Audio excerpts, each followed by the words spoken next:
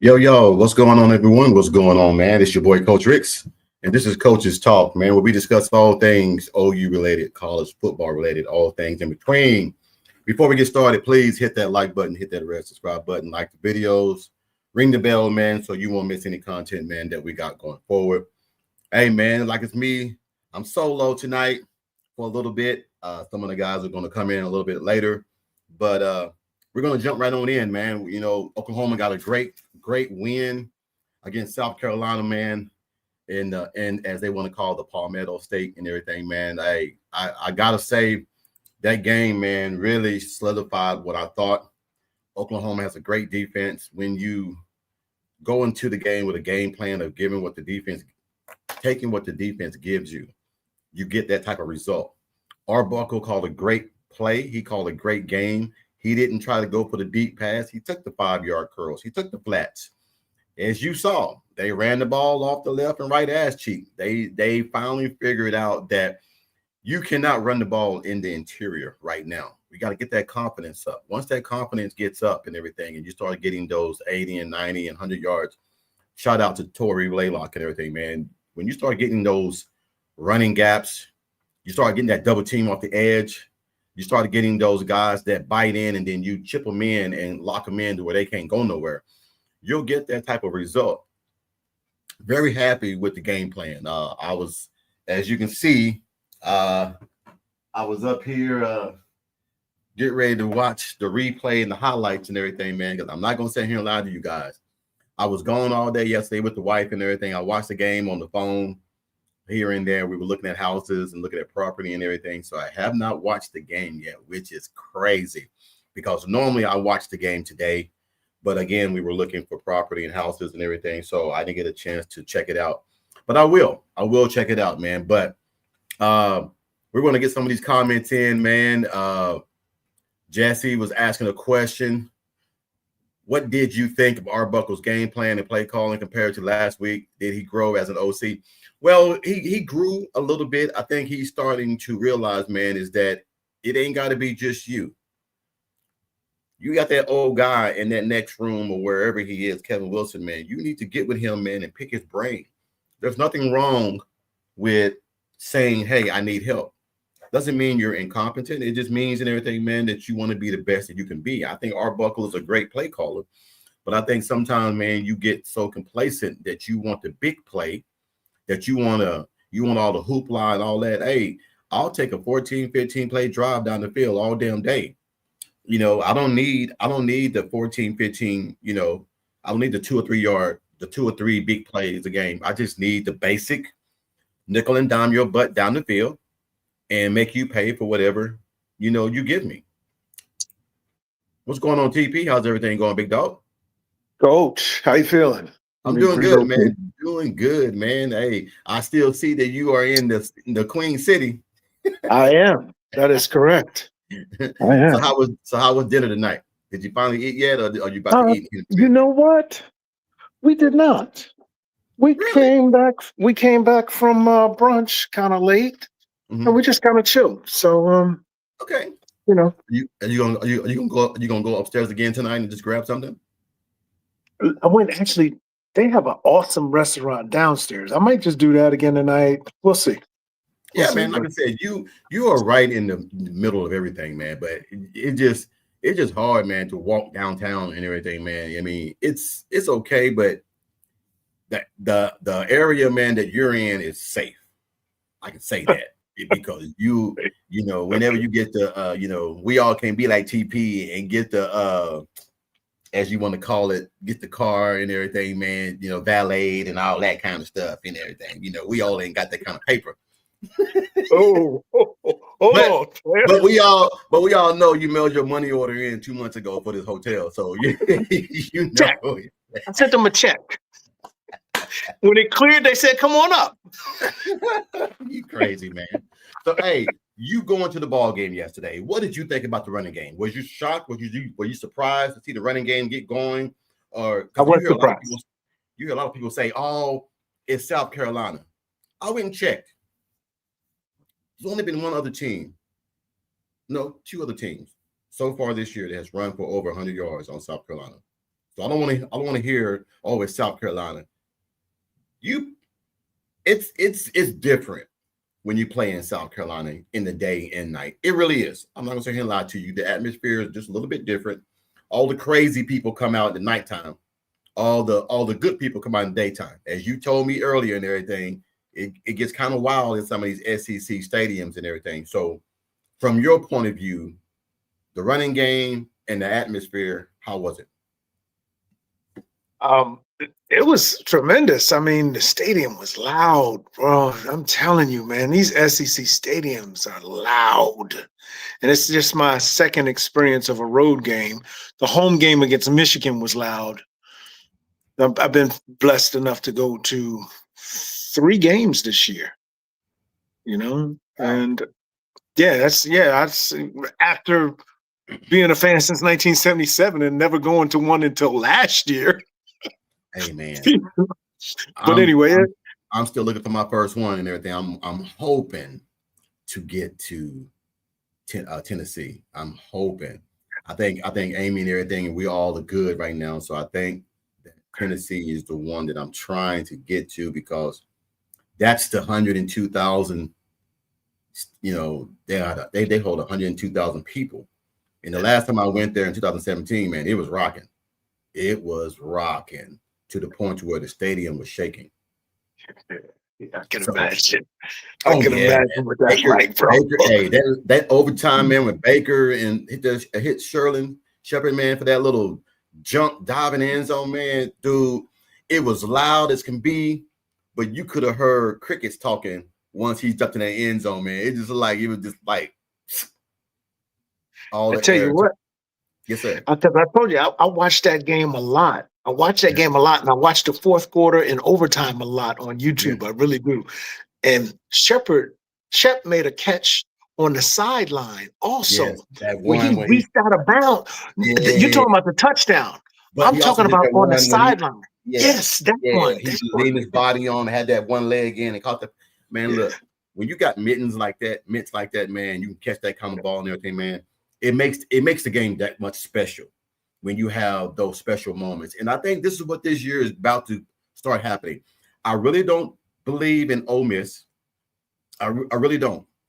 I saw some of the game a few minutes ago, man, and a buddy of mine went to the ball game because he was going to sit with sit with me and you and your wife. But when I didn't go, he got big money. He went up to the suites.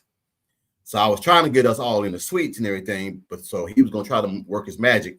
But anyway, he said, man, look, Lenore Sellers ran for his life the whole damn game. He ran for his life. All the positive yards that we did get was all on him. He was Superman with trying to get everything. But that defense, man, it just kept coming. And he said that. He said, man, you told me before the ball game that this defense was going to be nasty. I didn't really believe it because I only saw you guys play last week. And I thought, oh, man, you know how we do it. When you see somebody struggle, oh, man, Oklahoma going to kill them. But then you still got to play. You still got to play the game. Oklahoma came in disciplined. Still got to get those penalties, man. We had too many penalties yesterday. You can't have 10 penalties for 89 yards against good teams and win the ball game. You just can't do that. Another thing. Yeah. How you let this 2 weeks in a row? I know what you're going to say. How you let first off, I don't know about the Texas game. I don't know who that guy was in the Texas game. But number 8 is they man. Yeah. As far as wide receivers. Moyer, man. He's a man. He's a man. I don't know how he running free in the back of the end zone. And I'm going to tell you, I didn't even watch the play. I'm going to tell you the story here. Well, no, you missed it. They called it on thing. That should have been called back. They held the blitzer in order for him to get the pass off, and that jump pass was caught in the end zone. They missed that. And there was 2 refs right there, and they looked at each other and then turned and looked away. So I think that was a third down play or a second down play, the touchdown. A 4th down play. It was 4th down. Thank you. 4th down. Because they went 0 for 17 before they got their first third down completion. So on third down, the guys behind me were OU people. So they said, "Where's Brent?" During the timeout before the third down, they said, "Where's Brent?" And I was like, I was looking for him on the sideline. I said, "Oh, he got a black jersey on," because he was like, "Do you have blue jersey, green jersey?" All right, got a black jersey on. So during the play, Brent was way down near the 10-yard line on the sideline. So I said, on third down, I said, "I'm gonna just watch Brent reaction. I ain't even gonna watch the play. I'm gonna just watch Brent and see what he do." And on third down, he was pumping his fist and yeah. It's okay. They stopped him, right? Then on fourth down, I said, "I'm gonna watch Brent again." And then I watched him, and he wasn't as, so then I knew they scored, right? Yeah. So when I saw the replay, I looked on the screen and saw the replay. I said, "Bro, how is this dude their number one guy? I'm not gonna say their only guy, but their best guy for sure. He's their best guy for sure. How is he running free on the back line?" And I think there was a little mix up when he came across. And we just got to tighten up. That's got to be tightened up. I can find it because I was looking at it. A buddy of mine called me. He said, "Man, that should have been called back because it's a blatant hold that was missed." I mean, he grabbed the guy's jersey and prevented him from hitting Sellers. But it didn't hurt us that much. It really didn't. But to answer Sooner in Texas question, Coach Ricks, where did we get a running game from? Will it last? Well, I think we finally found our two running backs. I think the odd what you want to call it? Experiment? No, I don't want to call it experiment because experiment means you got to make something up. You got to do something. I want to say the odd audition is over. That old saying, "All money ain't good money." Yeah. This is that saying, "All money ain't good money." I'm still optimistic that the young man might bring something to the team before the end of the season. I hope so, man. I was so high on him. I hope so. I mean, it's just bad. I hope things turn around for him, and I hope he start producing later on. That's what I'm hoping for. I hope he produces, just because his NFL shot is right there with Nagy. So I'm gonna have all you guys on. I'm eating. So I just want to. Everybody always say, "Coach, when you go dark, you eating." Yes, I'm eating. Do you think? I just always hope that he would produce and do a little better. And then I watched the Texas game because he got in early in the Texas game. I didn't watch the game. I saw a highlight. And he didn't throw a block on maybe a jet sweep. Screen pass. It was a jet sweep pass where it was a quick hit to number 4, Burks. And he sat there and watched the guy. I mean, now somebody in the comments of one of the clips I watched, somebody tried to defend him. I'm just going to ask you as an offensive coordinator. This was the defense. Burks should have went outside, and then he could have sealed him to the inside. That was a comment in one of the comments of the video that I saw that highlight. Here's my rebuttal to that. I'm listening. I want your offensive opinion on that. We're going north and south. We're not going east and west. You go hit his ass and you drive his ass back to where we go west. I mean, we go north and south. I don't believe in going east and west. When you go east and west, you're not gaining no yard. You're just getting wide. So now when you go wide, that defense has that extra defender, which is called the out of bounds. You ain't getting no yardage. So if he would have just put a body on that guy, Burks could have cut up and got more yards because he would have been engaged with a defender. By him not doing that, and we all see footage, and when we go to footage and we see it as a coach, you don't get back in the ball game no more. And he did. And that's just being honest. And I still really believe in my heart, man, that there's going to be a game or 2 or 3. He's going to shock people like, "Oh, shit, where was this all year?" Because we didn't see Torrey do what he did. We didn't see X-Rob do what he did. And X-Rob ran hard. So I think going forward, if we continue to run the ball off the left and right ass cheek of the guards and the tackles, we're going to be fine. We cannot run behind the center. and the guards. It's just not going to work because they are filling those gaps in the A and B gaps. They are filling them because we cannot move our feet to push them left or right to open that hole. So I'd rather take my chances out in the flat, one-on-one, with a DB and a running back. I like my chances. And as we saw this week against South Carolina, our chances were very good because we have guys that can make a guy miss. Torrey Blaylock can make you miss. X-Rob can make you miss. For some reason, Art cannot make you miss. So I'm tired of making excuses for him. I'm just going to sit there and say, you know, it is what it is. All money ain't good money. It's just a bad investment. For now. Hopefully it turns better later. Hopefully it's a late blooming stock. Hopefully. Hey, I'm gonna tell you what's gonna happen. When Cortez Lewis come back, it's gonna get nasty. Because with Cortez, JJ, Centena, and Burks, that's gonna be a nasty combination. And then you throw in the tight end. Man, come on, man. It looked good, but I don't want to get too hyped because we've been there, we've done that. I want to just go week by week. We're 1-0. Let's go 1-0 next week. And I think next week is going to be a very good. I don't see Oklahoma losing no home games. That stadium gets crazy, and they tend to play a little bit harder when it's at home. And I think this week's going to be a 3:30 game in Norman. Yes, it's 3:30 game.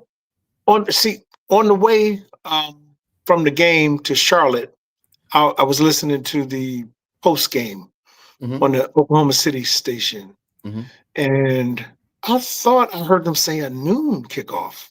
You are absolutely right. I'm looking at it right now. They changed it because I saw on ESPN it said it was going to be 3:30, but it is a noon game. It absolutely I guess they could still change it, right? I guess they still could change it. No, because the slot for 3:30 is Vanderbilt versus Missouri. Okay. I don't understand. You gotta. They're saying that Missouri and Vanderbilt is a bigger attraction than Ole Miss and Oklahoma. Is that what they're saying? That's what they're saying. Oh, okay. And Ole Miss is number 9. Yeah. Now I like going on the road to number 13. Oklahoma. Hey man, look. Vandy bounced in front of us, I think. Yeah. In the AP. Vandy right now. Yes, Vandy right now is ranked number 10. They're ranked number 10. But after if Oklahoma wins this game this week, Oklahoma's going to be in the top 10. They're going to be in the top 10. That will be what? 4 top 25 wins this year? Or 3. Michigan, Auburn. I count Michigan, Auburn. Auburn was ranked. Michigan was ranked, and then Ole Miss would have been ranked. So that'd have been 3. My bad, 3. If they beat Ole Miss, it'll be 3. South Carolina was, but then they got beat and everything. So it's subjective in the SEC. It really is a subjective thing. Two points. Two points. Let me close out what I was going to say earlier, because we were talking about the Tennessee game. We were talking about Shep and Baker. Yes, sir. It shows you how college relationships hang on, because I thought Shep was out of the league. I thought Shep was done with football when I think he left the Giants. And Baker, I'm 100% sure Baker said to the front office at Tampa and said, hey, come on, bring my man down. His safety blanket for me. Even though he don't start, he gets in and gets some run and all that. And he came back, he got another shot this year. And I'm so happy for Shep that he's playing still in the NFL, because he can produce given the opportunity. I know they don't target him a lot, but when you need him, he's just like that old safety net right there for him, you know? So I'm happy for Shep. He's going to be more of a factor in the playoffs. See, all these young guys, Evans has been there, but nobody else has been there. receiver wise. Right. So bringing those young guys along and letting them know how to conduct yourself in the playoffs is different. Play calling is different. Teams play different in the playoffs. So Shep is more of that veteran player that you want to bring in to help mold the young guys into better, more veteran players. That's why you bring him in. But also Baker wanted him. And the other thing was, I just wanted to let my fans know that tuned in yesterday to the pregame when I popped in when we were in the car and heard that I might get put out. I did not get put out. I made it to the game safely, and I made it to the next destination safely. Hey, I'm happy for you, man, because I was shocked, man. I was like, man, I don't want him to get walking. That's a bad place to be walking in Columbia. No, we wasn't even in Columbia. We was in backwoods, Georgia, between Augusta and Atlanta on 20. That's even worse. 20 ain't no place to be walking. No, anytime in the day, ever. Anyway, Ever. Kim Hurst sent the text in. Kim Hurst says, Coach Ricks, all the crybabies calling for all the coaches' jobs last weekend need to go get their blank binkies and shut the F up. 6-1, 8 weeks in is extremely good. Hey, look, I never call for nobody's job. It's okay to observe them and give them a bad grade from week to week, but I never call for a man's job. That deals with family, that deals with his kids, that's a different level of stress. When football is football, that's fun. When you're talking about firing somebody, man, you're dealing with their family, their livelihood, the kids and things like that. That's a whole different thing. I don't ever want to do that. I can tell you and everything as an offensive coordinator and a coach. I've been told, well, coach, we need to replace you because I think that this and this, and it happens. I've had bad seasons to where, do you still love the game? Do you still love it? Why is this doing? Why is this? You got players out here doing crazy stuff. You got to suspend this player. Then you got this player out here doing this. The grades ain't right. There's so much as a coach, man, that you have to. In high school, it's different. In college, you have 30 or 40 coaches that have different jobs. Some guys deal with the administration. Some of them deal with financial. Some of them deal with the parents. Some of them deal with the grades. Some of them deal with nutrition. Some of them deal with weightlifting. There are so many things that help in everything. As a high school coach, that all falls on me. So when I tell you the reason why I really gave up coaching, man, I was this close to having a heart attack. And when Amy told me it's either football or me, Deuce's football, because it put stress on her to where now I got to worry about your health. And they don't see how much you lose sleep and what you go through as a coach. So I would never, ever call for a coach's job. In saying that, as you told me today, Billy Napier got fired today. And I told you yesterday before the ball game, I don't believe in that. Rumor has it that tomorrow they're going to fire him. Don't do that shit. If you know you're going to fire me, tell me now. Don't let me go out there thinking that I have a chance when I go out here and win this ball game, which he did, and then you still fire him. I'd rather you fire me after I lose. Don't fire me after I win a game. What was the score of the Florida game yesterday? Let me see. They did play, right? Yeah. Florida played Mississippi State. And they won. And he still got fired. That score, hold on. I'm going to get it right. And Mississippi State been playing pretty good this year. Mississippi State, which we're going to get on that here in a few minutes. We're going to get on that here in a few minutes because there's a lot that I want to say about that. And we got the one and only Mr. Ryman Lemon. What's going on, big dog? What's going on? Got the pink on today. Look at it. How we doing? I got the flamingos going. And no, the military guys, no, it ain't like that. I was sure getting ready to say something. Don't worry. I told you that my wife and I had something to do. She had to take the pet for a walk. Okay. I want to see him. Uh-oh. I heard that. Well, Ryman Lemon, since you're here, man, I wanted to wait till you got here because, excuse me, I hope I'm trying to eat, so I got my face off. I want to say this while you was on to give you props. The first time we've ever did picks on here, week 8, Ramen Lemon went 6-1 yesterday. You went 6-1 yesterday, which is a hellacious thing because I've been getting emails all day talking about, Coach, how in the hell did you pull Arizona State over Texas Tech? And I was like, it was just a feeling I had. But to see Ramen Lemon go 6-1, and the only game you missed was the game that I got right. Now, if you'd have got that game, you were a perfect 7-0. If you'd have done that, we'd have been going to Vegas. If you went 7-0, I'm coming to get you. We going to Vegas. I tell you that right now. The only time I go to Vegas is to let my current money visit my old money. Never been. Never been.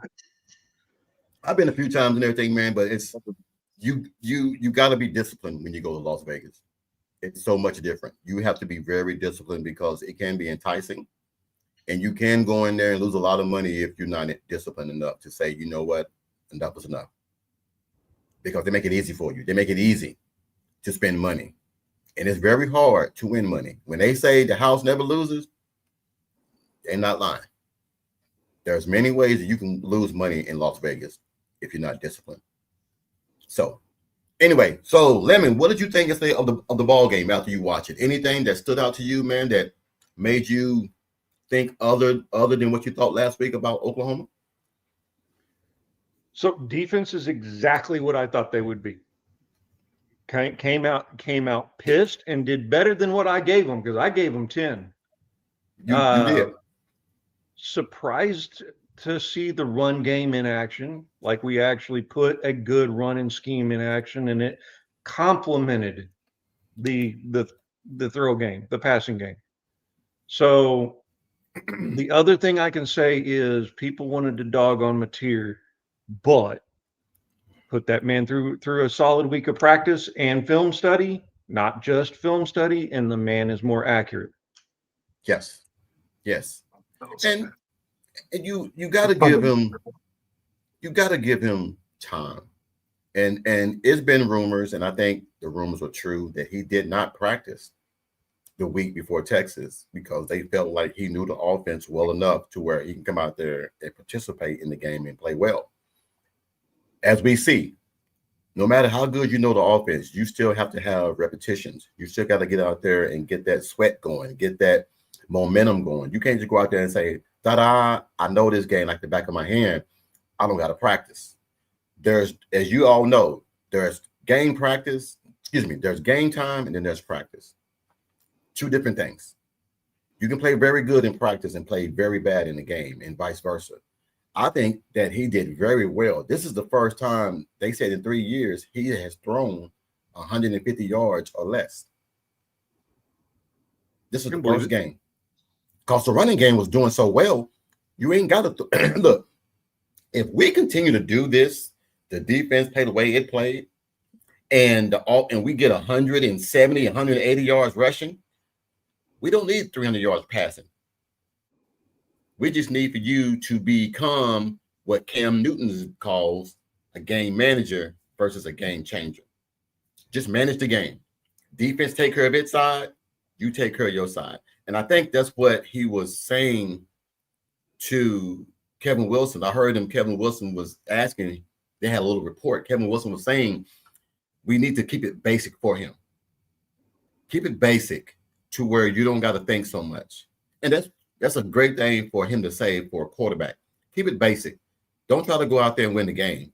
Just don't go out there and lose the game. The other thing I saw, though, both Blaylock and Robinson, they had to have had a talking to about picking up their blocks because those boys picked up on point. Yes. He only got sacked one time, and the one time he got sacked, he rolled out of the pocket and the backside. I think it was the rookie. Fasusi got smoked. Yes, the guy, he did that arm bar and went right around him and tackled tackle material, but that's the only time the whole game that he was pressured. Now, Sellers ran for his life. That whole game, he ran for his life. They said on ESPN they felt bad for him because he ran. They said to get 5 yards, he had to run 40 to get 5 yards. And that's zigzagging to get 5 yards. So listening to the post-game interview by Beamer, he made it a point that the front seven of OU, he goes, you look down the stats, it's number one, number two, number one. He goes, yes. The only way that we would be able to actually attack that, and we did it right the first series, was get the corners, get around to the edge. Yeah. And he goes, first play, we dialed it up great. We ran a jet sweep, which I died laughing. But he goes, we couldn't get the corner afterwards because they kept shutting it in. Yes. So that first drive for South Carolina, after we go down on our first drive, score a touchdown, right? Score a touchdown on our first drive? Yes. Okay. They come back. They run down the field. They work down the field. I think they go for it on fourth down near midfield. Get a big 40-yard and they run. get the big run up the middle. Yes. Right? Then they get the fourth down. Yes.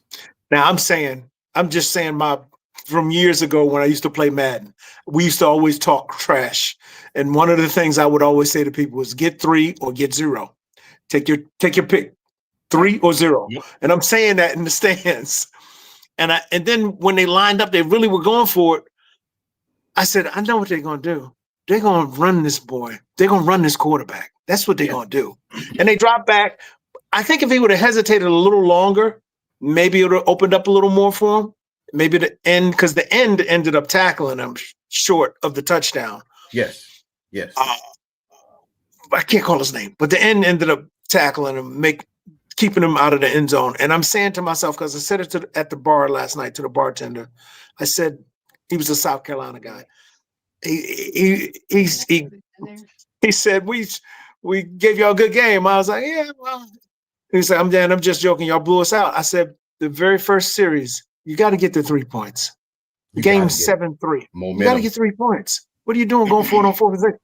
And then he says, the bartender says the offensive coordinator had been down on all year. And I'm saying that fourth down call should be Beamer's. No, we getting a 3.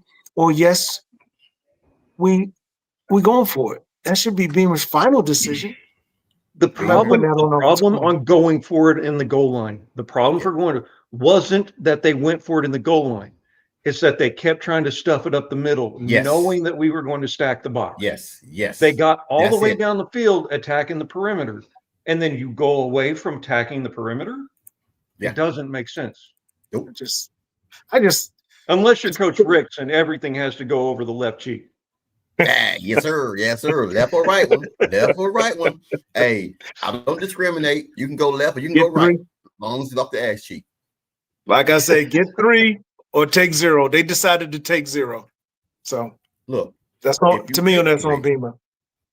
If you take 3, that is a momentum booster. That they went down there and scored. We went down there and scored. Now, it wasn't a touchdown, but we still got down there and got points. Yes. We live in an era right now where points are very hard to come by. And I wanted to say, because a buddy of mine called me at halftime, he was like, man, I'm getting ready to leave. He said, this game sucks. He said, we ain't gonna beat Oklahoma. He said, we ain't gonna beat y'all. He's like, the play calling sucks. He said, everything that you want to do, you're trying to go deep. You don't have time. Stop trying to go to more and everything deep. I don't care if he is 6'6" or 6'7". You can't get the ball to him. So I started listening to what he was saying and started watching a little bit of it. I watched a little bit so far, not all of it. And I called him back a few minutes ago. I said, man, you were right. They would run him on jet sweeps. They try to do a fake fourth down punt, a fake punt to throw the ball to him. You're letting Oklahoma know he is all we got. So they're going to key in on him. They're going to put a blind sheep on him. What a blind sheep means is they have one guy already on him, but another guy got his eye on him as well. So you got 2 guys guarding one guy. And I feel so bad for Beamer, but I really don't because he's an asshole, to be honest. He is very arrogant. He wants to be like the CEO and let his guys do their job, but then when they mess up, he want to fire them so the pressure won't be on him. You're still the head coach. Everything still goes through you. There is no way on God's green earth, if I got a headphones on and you call 32 dive up the middle, I'm calling timeout and then I'm cussing you out. Kick the field goal. Take the points. Post-game interview, they actually asked him about it, and he said as soon as they got down inside the 5, he told his offensive coordinator, "You have 4 downs to get in the end zone. We're not kicking." Yeah, he needs to be fired. I'm sorry. I just said that I don't believe in firing nobody, but if we live in an era to where you judging me off my ability to win games, because that's what it's all about now. It's not about how sexy you are or how bad you are. Can you win ball games? And I'm telling you to go for it when I know this team is over, when we're definitely overmatched. I get points.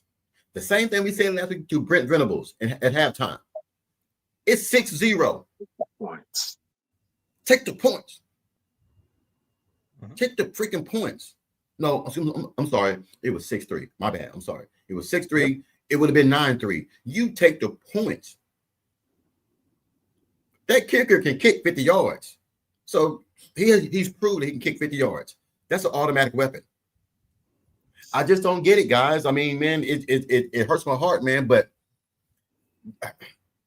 next week, we're not going to face nobody else like Sellers for the rest of the season. Nobody else like Sellers. If Nuss was healthy, I would disagree with you, but there's something there that they're not saying. It's who? Nussmeier, LSU. He's really hurt. If you watched that game yesterday, he's really hurt. Yeah. You got that young kid playing out there. Because they got nobody else. They got nobody else. Messing with his livelihood. I guess they pay him, so I guess they figure he got to play. I guess I don't know. I'm looking at his NFL money because he might be, if not the first, the second quarterback taken in the draft next year. What are we doing? The guy they got there right now, they know for a fact they need him for 3 more years, so they're not going to pull his red shirt just to let him come in there and play. This was supposed to be the year, right, for LSU, correct? Yes. That's what everybody was saying. This was supposed to be the year. Yes. Nussmeier and everything, man, was the Heisman Trophy candidate, and the leader. Him and the guy from Clemson. They were supposed to be 1 and 2 to win the Heisman this year. Klubnik. They lost too. Yeah. Both. Dude, look, Dabo's next if he don't be careful of getting fired. He's gonna be next. Did you say? It was either you. I got a buddy up in Jersey that's from Clemson. Well, not from Clemson. I went to Clemson 50 years ago or whatever.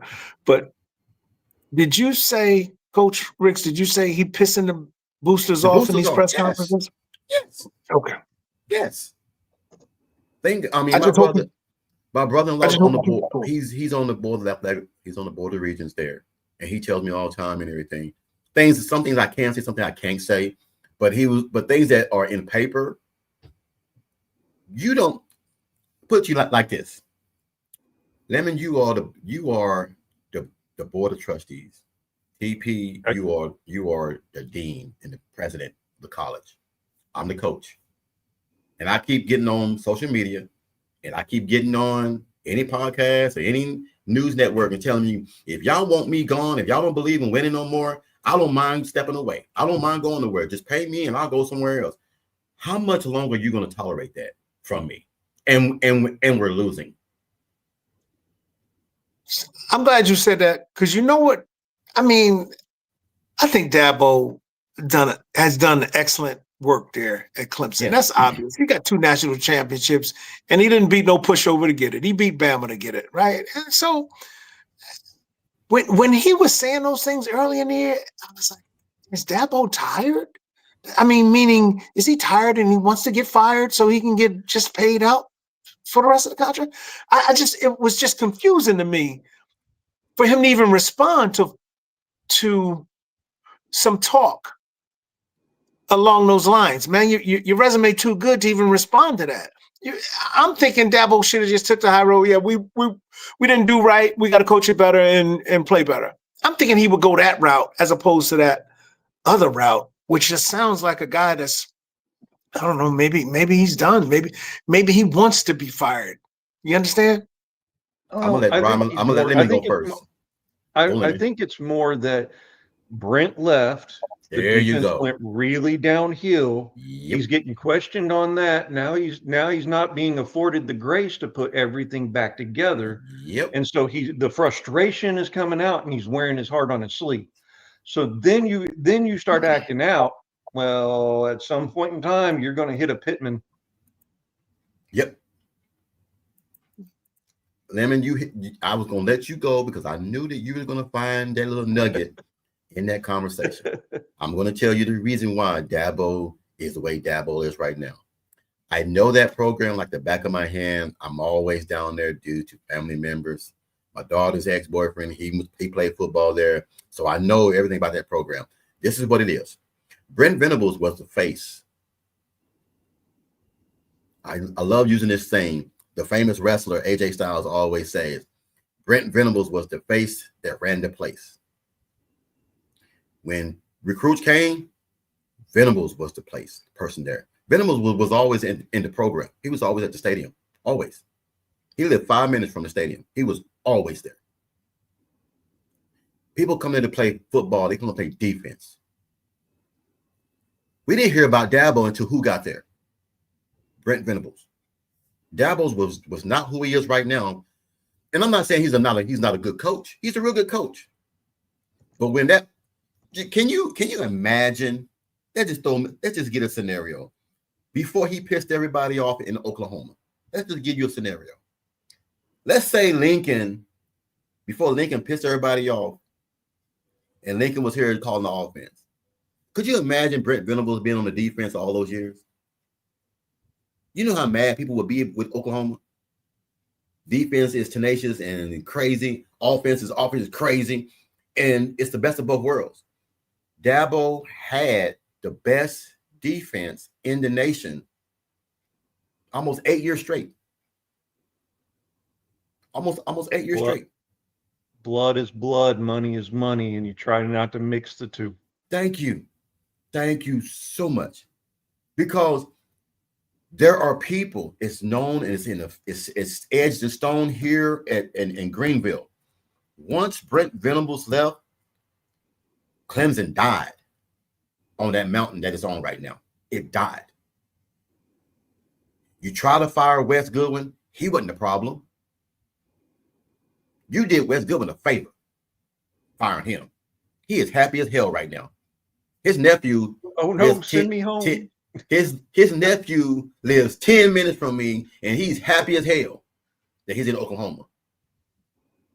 Because he's reunited with his guys that he's been knowing for 12 years. That means something. That really means something, man, to these guys. And Brent Venables took it personal when Wes Goodwin got fired. Because he knows that guy. He took it to heart. Now, did you guys know that Brent Venables and Dabo had dinner Thursday? Mm-mm. Yeah, they had dinner Thursday. and Brent Venables was not happy about what he's been hearing about Dabo. Dabo's changed. He's really changed. So I think he might be the next one on the way out, because we got to change. To TP's point, though. Take Gundy as an example. Gundy has the grace. It has been given the grace to rebuild that administration. How many times? That coaching staff? How many times? And he could have had more. Yes. If he kept playing ball.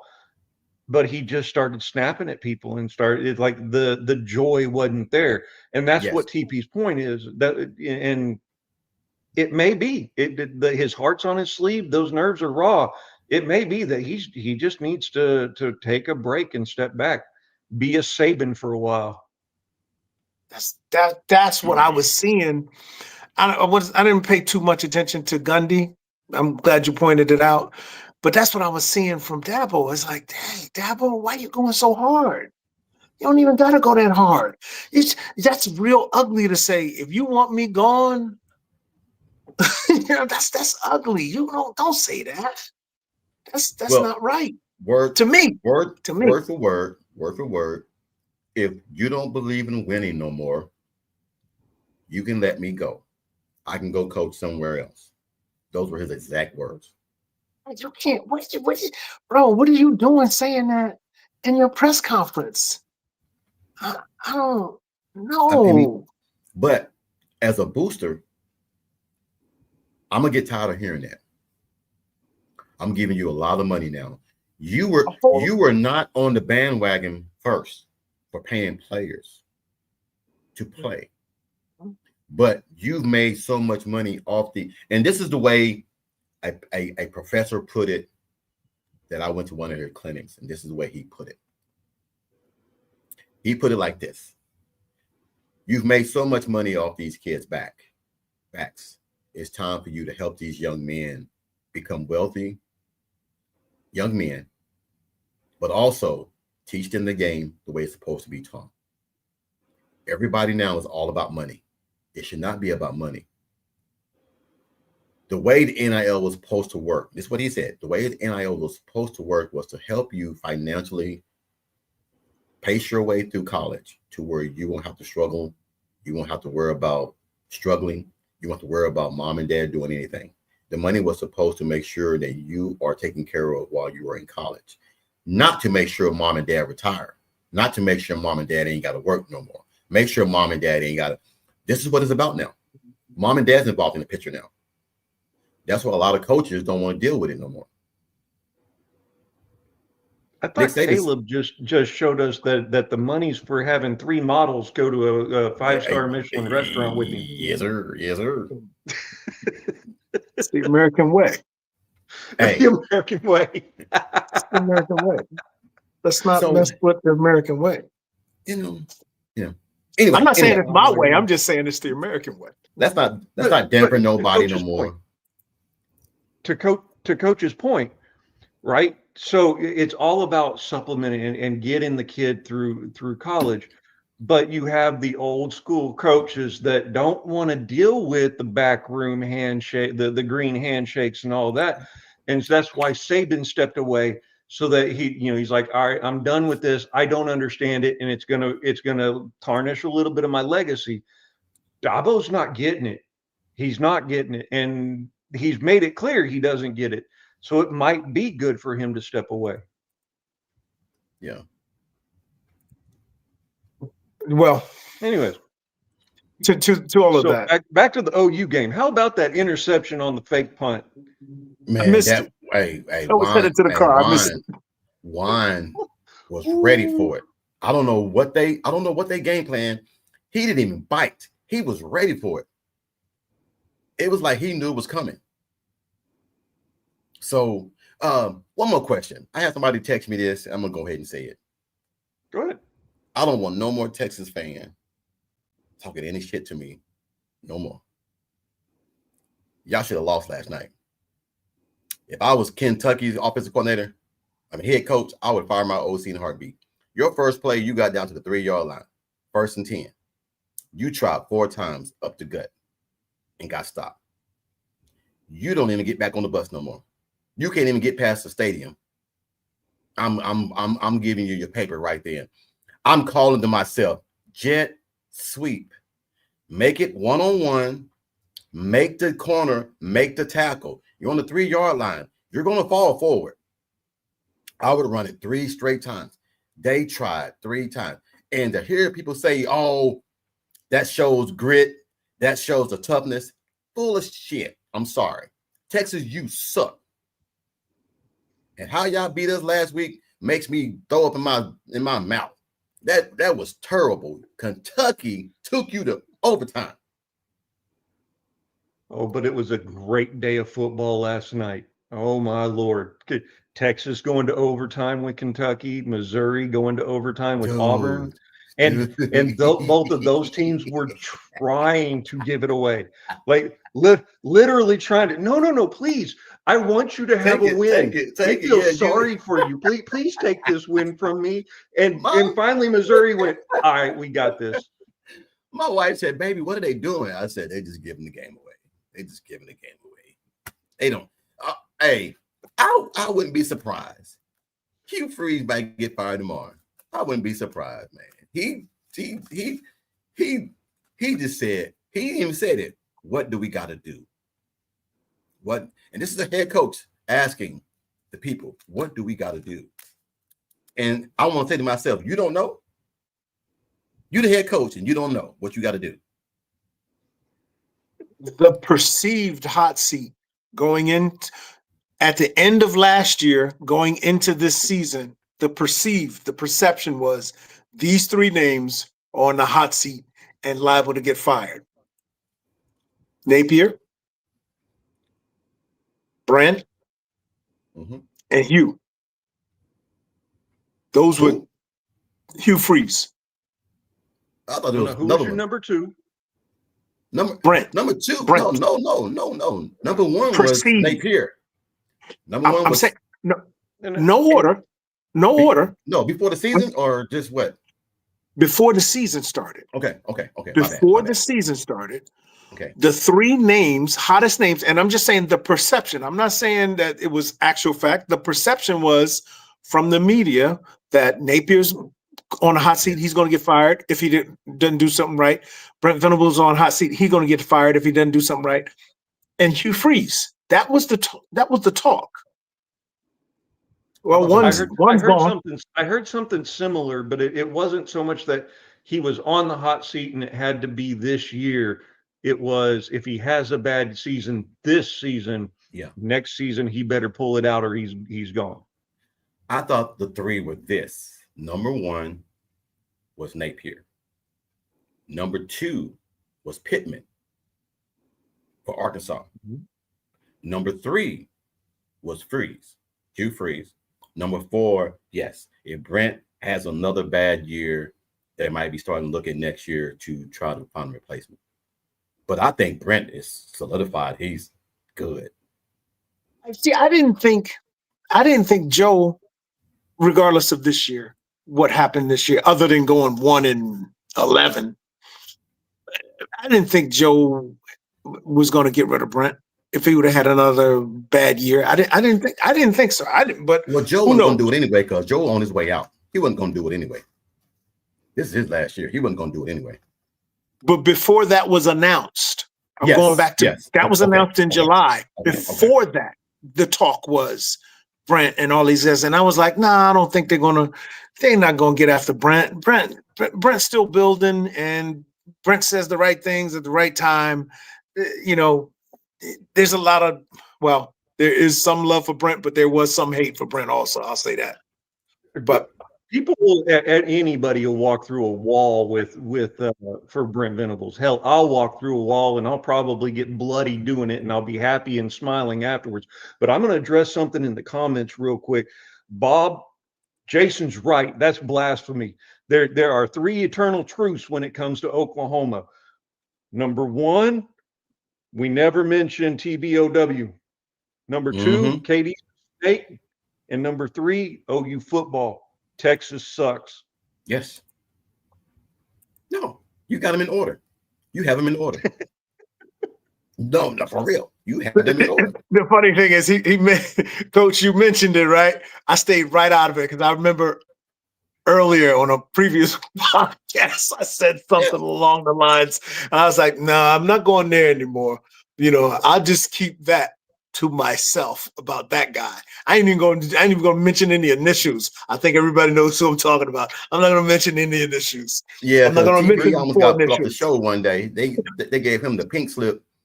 It was like, no, he got to go. He can't come back no more. You know what? Right. Boy got smoked last night, though. Look, man. But you know what the best Notre thing? Dame had themselves some barbecue. It was beautiful. But the one thing I love about that is I love to see Miller Moss leave USC and go on to do bigger and better things. Jason, what's up, Jason? I see that post from Jason. I love seeing that. I love seeing that. He said, "Holy crap, Lemon on here too, looking like Flamingo in a Flamingo shirt." Is that another military guy? Bad look. But to get to the rankings, I went 5-2. Seatbelt went 4-3. Lemon went 6-1. That shocks the shit out of me. He went 6-1. I just that's mind-boggling. But if I didn't have too much damn pride and pick Auburn over Missouri, I would have went 6-1. But I just knew they were gonna beat Missouri. I just knew it. A night game at Jordan Hare, and they just put the damn game on damn skates for Missouri and just gave it to them. I just can't. Was it our former quarterback playing poorly, or was it something else? No. He played his ass off. Okay. It wasn't. That's the one time I'll defend Arnold, Yes. Arnold to the bench on that one. He did great in keeping himself composed too. Yes. He did a good job that game. Yes. I wanted to put that game on last night, but I didn't have it. I didn't have access to it. I'll say it like that. I didn't have access to it here. Well, call a spade a spade. Missouri's defense is stout this year. It's Yes. really good. And Jackson stayed poised. He was more poised in this game than he was with us, and that's actually saying something because they were getting at him. yeah. Think what it is, guys. People keep saying that Auburn is bad. Have you seen their schedule? They when they tell you, well, Oklahoma has a tough schedule, and it's just, let me show you something. Let me go back. This is Auburn's last. Hold on, let me get it. Because it needs to be known, because I don't want nobody to say like I'm a homer. I'm not a Auburn fan, but I just want to give him his credit and everything, man. These are their 4 losses. Their 4 losses are this: Oklahoma, Texas A&M, Georgia, and Missouri. It's 4 Those are ranked their 4 teams. losses. Yeah. There's 4 teams in the top 20. Oklahoma number 11, Texas A&M number 9, Georgia number 10, Missouri number 16. Now check this out. Here's the kicker: lost by 7 to Oklahoma, lost by 6 to Texas A&M, lost by 10 to Georgia, lost in overtime and everything to Missouri by 6. So the defense isn't the problem. I'm gonna tell you what the problem is. If you watch that ball game, you got to get away from zone read. You can't run zone read every single game. And he's running zone read every game with Jackson Arnold. You're gonna get Jackson Arnold killed. You got 2 good running backs. Put their ass in the flat, give them a screen pass, and let them go. Change it up a little bit, because you're running the same damn game plan against Oklahoma, the same game plan against against Alabama, against Georgia, the same game plan against Texas A&M, and the same damn game plan against Missouri, and you lost all 4 games. When are you going to switch it up? You know who they remind me of? Nebraska. Oh. How many years did we turn around and say Nebraska's that close to turning the corner? They keep losing by one score. Dude, look, I'm gonna tell you something. That hit that Reggie Powers put on that one guy, that was nasty. I don't know how that ref thought that was targeting. No. The ref saw that wood being laid and said, "I'm sorry. Here's a flag. I feel so bad for you, son." And then the booth came in and said, "No, he deserved it." But through the entire game, I kept saying, he keeps throwing up hospital balls. He's going to get somebody hurt. And then Reggie laid that boy out. Oh, Jason, we moved on from Texas. I was just saying Texas jumped in my DM last night, man, talking about their defense was stout. They stopped the 14. I'm like, dude, you went into overtime with Kentucky. The worst team in the SEC. Because I thought it was Arkansas. Hey, Arkansas, shit, they almost got Texas A&M last night. That game was, was what, a 40, great 45, night of football. 45, 42? Who would have thought that? 45, 42. And see, I got another game right. I took the point spreads when I knew that LSU was not going to win by no damn 9.5. I knew that. I knew, man, come on, man. I need to go to Las Vegas and win me some money. And right and send TP a check in the mail so he can be happy. Because some of this is so easy, man. You look at these teams play, and I'm like, how can LSU be a 9-point favorite? No, I stand corrected. It wasn't that. It wasn't that. I'm sorry. It was Ole Miss. It was Ole Miss and Georgia. Georgia was a 9.5 favorite. And I took that. I said, there's no way you're going to beat them by 9.5. Well, I stand corrected. I won that too because they only won by 8. So I had a 1.5 to go. So it's wide open to me. I don't think there is no more complete teams. Nick Saban said that what? Texas Tech was the best complete team that he saw. They lost to. Yeah. So how long till Lane Kiffin gets the job offer from Florida? Man, look, it's ramping up right now. But let me tell you something. ESPN threw a name in there that if I was an ESPN announcer, I would have slapped shit out of him. You better not put James Franklin nowhere near Florida. You better not put James Franklin nowhere near Florida. They will riot. They will riot. They gotta get a good hire. I didn't think.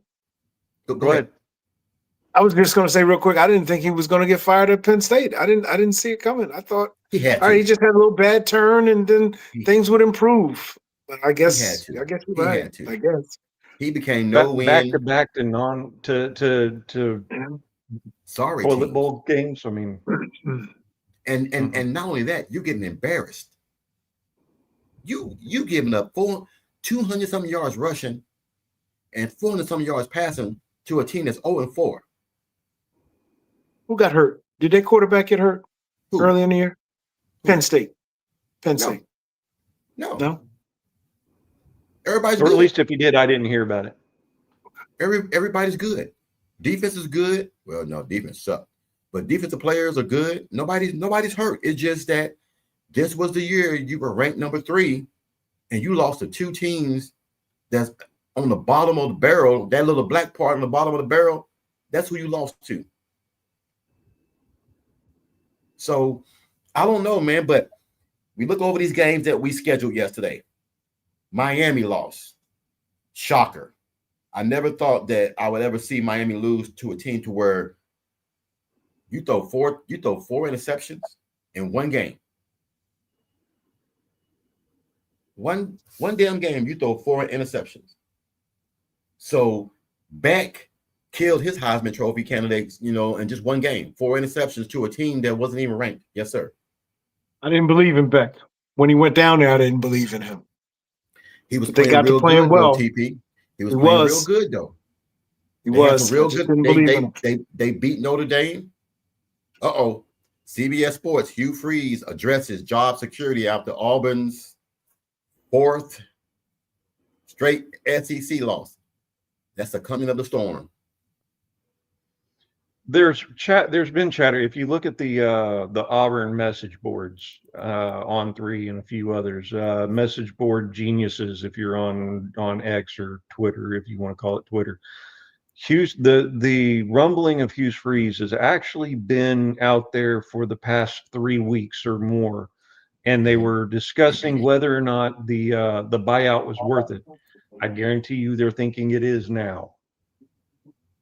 So do you think that they're going to fire Freeze? Oh, yeah. Sometime soon? Oh, yeah. And I can tell you the one coach that won't go to Auburn. Oh, that's Lane Kiffin. Lane Kiffin already said he ain't going. That's a lateral move. No. That's a lateral move. Why would you leave Ole Miss to go to Auburn? That's a lateral I think move. Ole Miss is better. Well, you avoid the damn juggernauts. You avoid Georgia and Alabama every year. You got Alabama and Georgia every year if you go to Auburn. You might avoid them at Ole Miss with this new change of how this tier goes with playing Oklahoma and all these other teams. You might not get Georgia and Alabama one year. But if you go to Auburn, you got them every year. But the job that I think that Chucky's going to take is going to be Florida. I really believe that he's going to go to Florida. Chuck. Oh, you know Chucky. You know Chucky. Tampa Bay's old coach. This confused face, which is normal for me. Oh, No, it's not ringing a bell. man, brain fart. Put it in the chats, guys. I know I got my brain fart right now, man. I can't even think of his name right now. The old coach and everything, the NFL coach that does the coaches, that does the quarterbacks. Oh God, I got Gruden. his face. Thank you. Gruden. Yes, brain fart. Okay. I always call him Chucky. And that's what everybody calls him. When he gets upset and get mad, he looks just like Chucky. He looks just like Chucky. We're gonna take the North Carolina job. He ain't going nowhere, man. He ain't going nowhere. They're going to give him 4 solid years. That's He his first. gonna keep stealing. He got to stop kissing his girl on the sideline, though. I know that much. You can't. I ain't into that part of it. I'm just saying you can't. You can't be doing that. But I'm gonna give you a name who should be on the hot seat, and he might get fired before Freeze. Brian Kelly. No. Yes. No. Yes. Yes. No. Yes. No. Yes. No. Yes. Yes. He's doing as well, if not better, than Coach O. No, he ain't. And he's got the swagger that came with him from Notre Dame. I don't see him moving out for at least 3 years. The only way that I can see him going earlier is if he gets offered, say, the Florida job, or if he gets offered a higher profile. But I don't see him getting fired. Let me ask this, Ryman. Why do you think Florida is higher profile than LSU? LSU became high profile whenever Saban stepped in and kept the championship waves going. Coach O did a really good job in trying to keep it up, but in terms of defense, I'll give you, Louisiana is a hotbed for defense players. Yes. But when it comes to like all around football, like have a fair swath and really good talent out of all of it, you have Texas and you have Florida. Everybody will say California, but California really, they were only after the money. They weren't really after you had some hot people, but the talent level in Florida as well as Texas is too high. Yeah. Well, someone said that BK has handled this season poorly. And that's what I was saying.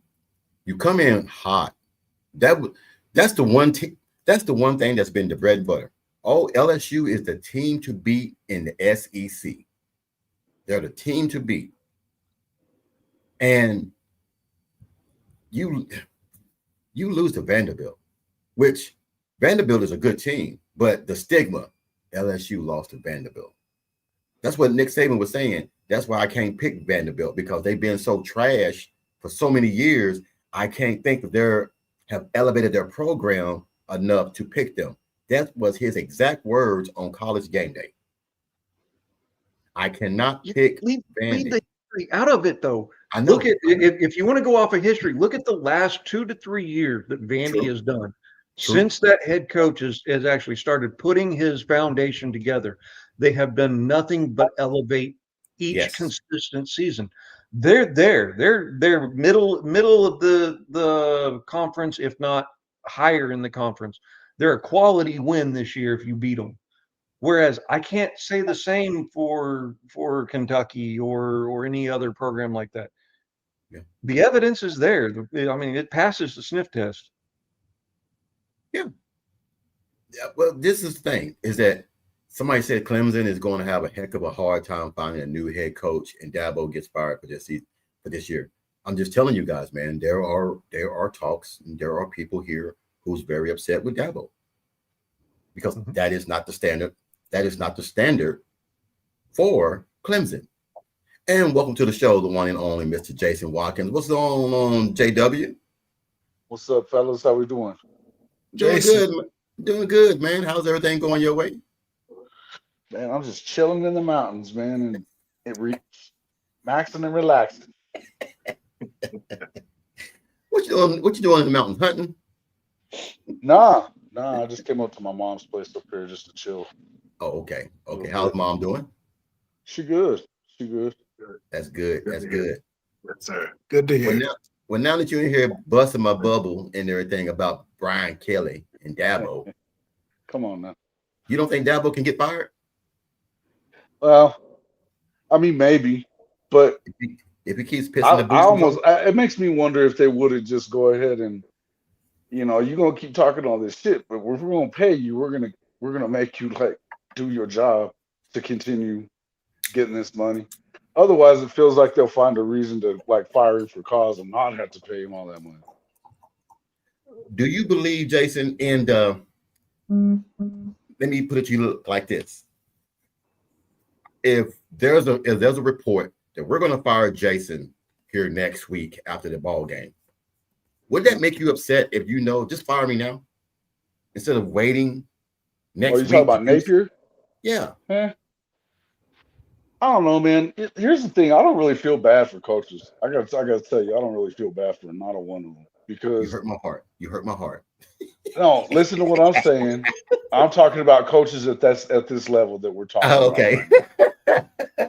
Right, I mean, coaches that coach from Yes. grade school on up. That's a different gig. That's a different gig, man.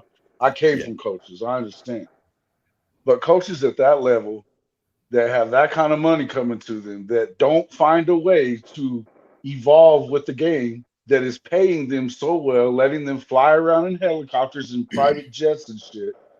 I don't want to hear you complaining and whining about how bad it is in college football. Don't bitch to me about it. And so if you're getting fired because you're not getting the shit done and they're paying you $13 million like they're paying Dabo Swinney, I don't want to hear your shit. Now, I agree with you about saying that because the way you put it, you have access to everything. Yes. You have access to everything. And like the Texas game last night, you get first and 3 on the first play in overtime. And you run it right behind the damn center 4 times in a row, trying to dive over the top, and you get stopped. I would have slapped my OC in the head after the second time he tried that. Wait. Texas don't have an OC. It's Sark. No, I said the Kentucky. Oh, OC. Kentucky. Choked the shit out of him because Texas was not winning that ball game because they was not going to score no touchdown. What is it with these coaches though that they can't find a way to get in the end zone from the damn one? They get too complacent, and I'm going to tell you the truth. They butthole get all swole up and everything, man, and they just start panicking and they start overthinking things. That's it. That's an honest God truth. That's the easiest. You mean tell me that I can't get 3 yards in 4 plays, and I got the whole field? I got 56 feet that I can run left to right and do everything, and I can't. I would put 2 tight ends on the far left side on the line and put a running back right behind, throw a quick hit and go momentum wise and see if you can stop me going momentum wise to get 2 yards. Jason would put a wild Jackson and Stoney in the backfield and run it up the gut. Hey, Do do something, but don't try to something, jump man. over the down pile 4 times in a row. I don't know what they're thinking. Listen though, there's a reason that But and especially when you're Kentucky, I don't know why that's if you're going to try to overpower the Texas D line at Kentucky, uh, you know, it feels like get out on the edges there, something. I don't know, man. There's a lot of different stuff you can do, or yeah, maybe bring in some D linemen, do something. The But first play, Jason, they got come on, 17 man. yards on the first play. They got 17 yards. They was on the 25. Excuse me. They got 22. They were on the 25 and got down to the 3-yard line on one play. It was a screen pass to the running back, and he ran past everybody. Just send that, man. Don't get me started on that damn shit. Well, let's talk a little bit of history. People forget Kevin Wilson and God, why is his name forgetting? Tennessee's head coach. Oh, But Heupel. Josh Heupel. Josh Right. Heupel both got fired because they were doing the exact same thing. They'd get it down into the red zone, but they'd never convert. They'd always go up the middle. And then Heupel goes to Utah State. Kevin Wilson moves on. They find their ways into decent programs, but they learn their lesson. So I think some of these offensive coordinators need to learn their lesson. Well, if Sark hadn't learned his lesson by now, shit, man, he's been around. He's been around great coaches. He was around great coaches when he was at SC. Norm Chow. I mean, come on, man. Him and Lane, and then the time he spent with, you think about it, he was under Lane, and wasn't he under Loxley also for a while? Yeah. When he was at Alabama, I Yeah. mean, what do you? And he still struggles with it, man. They're the worst red zone team in the country, maybe. Well, Sark had to have some growing in a different area of his life to get him back into the head coaching kind of material. And to his credit, he's attacked that graciously. Well, he's attacked that from the 20 to the 20. Anything inside the 20. I think Sark is a good play caller. I think he struggles in the red zone. But Very I think his problem is I don't know. I think their biggest problem right now is the offensive line is for sure an issue. That's an issue for them, and we know one thing that Kentucky's going to do with Stoops. They're going to play good defensive line. They're going to play good defense, period. But they're going to have good D line. Yeah. And How much of that was Texas's offensive line getting beat up by our front seven? What do you mean? Oh, last week? Mm-hmm. Yeah. They were beating them up for sure, but they weren't getting home all the time is the problem. And the thing is, though, they were getting home enough in the first half. The biggest problem that Oklahoma had, and again, here we go back to the Texas game, but I'll tell you, the problem that Oklahoma had is, I've been saying this all along, you got to play fucking offense too. It takes both sides of the football for one side to look good. And what bothered me the most about Venables last week was that he's in there trashing his defense, if anything else. And he's not saying anything about the fact that, maybe we should have, pulled out the injured guy and put in a guy that, has the dynamic to him, and maybe we can figure something out. I didn't understand the banging your head into the wall shit with a guy that's banged up. Let's be fair about the conversation that we're having around the OU Texas game. We're only referencing back to it to give kind of reasoning to why they struggled against Kentucky this week. It's not about we all know. Oh, do I think that they were getting beat up? Do I think that they got beat up against Oklahoma and so they struggled with the D line Kentucky because of Oklahoma? Yeah. No, I think that Kentucky does. Like I said, what you can't believe anything about Kentucky is unless they have just an animal at running back, which they have at times, and a guy that's pretty good at quarterback, they're not going to be very good. But their defense is always going to be good. TP, what's up? Yes, Go ahead. In yesterday's game, I was in the stadium still, but just before I left, Mateer's helmet came off, and Hawkins didn't come in. So does that mean Hawkins is redshirting? pretty much. Well, I think they're trying to preserve his red shirt. I don't think that I wouldn't read too much into that, guys. What I would read into that, it would be, I would read into it that they don't want to they want to be able to redshirt him. They Yes. certainly aren't going to waste a whole game on one play where you got to, because of the Yes. helmet popping off, you got to come out. And by I the need way, to- had they have sent Hawkins ass in there over his helmet coming off, and that's all that you don't see him anymore, that's a fireable offense, folks. Yep. You got to make sure that you don't put him in the ball game for no BS. It has to be material has to go down. Yeah. Material has to go down. But here's a question for you guys that was asked by Jimmy. Is Ole Miss going to be the best offense this defense has faced? Yeah, so far. I And then just- Tennessee the week after that might be better, but I don't know. Look. They're about the same. You can call me They'll a at least be homer. the most balanced. Huh? They'll at least be the most balanced. I don't know, man. I don't know. So yes, No, better no, no. than Michigan. Who the hell else had a good offense? It's a total. Yeah, it's a total that's- no, it's a total. No. I'm not even saying it about the question. I'm just saying about Ole Miss. I think Ole Miss and everything, man, is just one dimensional. Wait, what? I'm just thinking that Ole Miss is one dimensional. Wait. You need to go back and watch him. This guy is, this quarterback, Chambliss, he a bad dude. I'm just saying. He is a bad. Wait, coach, just think about this for a second. This dude Okay. has. Okay. What has been what's winning in college football the last couple of years? Mobile quarterback. Experience. Mobile This quarterback. dude- He's mobile. He can throw too, though. Okay. He's won 2 national championships at the lower level. This dude, Okay. you get him in there with a guy like Lane, who is a damn good defensive or offensive guy. He's a genius when it comes to it. It's Okay. they got this kid in an offense that fits him and suits him, and they've got weapons too for him. They're not one dimensional by any stretch. What they are, they're not good on the defensive side of the ball at all. But they can go down there. They didn't get, you realize that Georgia didn't get a stop until the fourth quarter.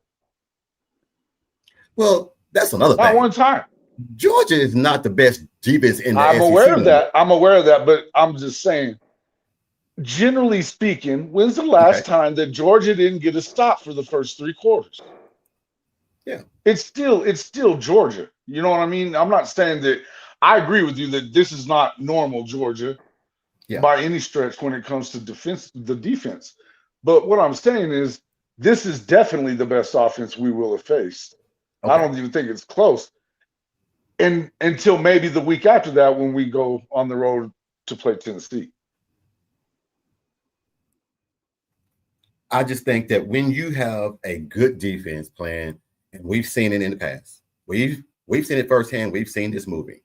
When you have a great offense and a great offensive mind, play a damn dominant defense, the defense makes that offense look suspect. We've seen that so many times with Lincoln and any good team. I think Oklahoma has one of the great, I don't say the greatest, but I think Oklahoma has one of the top 5 defense in the nation. That's going to cause problems for this team that is a great team. That's all I'm saying. I think the defense is going to cause a lot of pressure to where they're not going to be scoring these 30 and 40 points no more. Okay, so the question was, is this the best offense we've seen? It's the best I offense. think it So is. yes, You didn't ask me if we're gonna. Yeah. You didn't ask me if I thought we were gonna give up 35 to them. I don't. Yeah, I ran left with it, so that was on me. I ran left, and I should have just handed it off.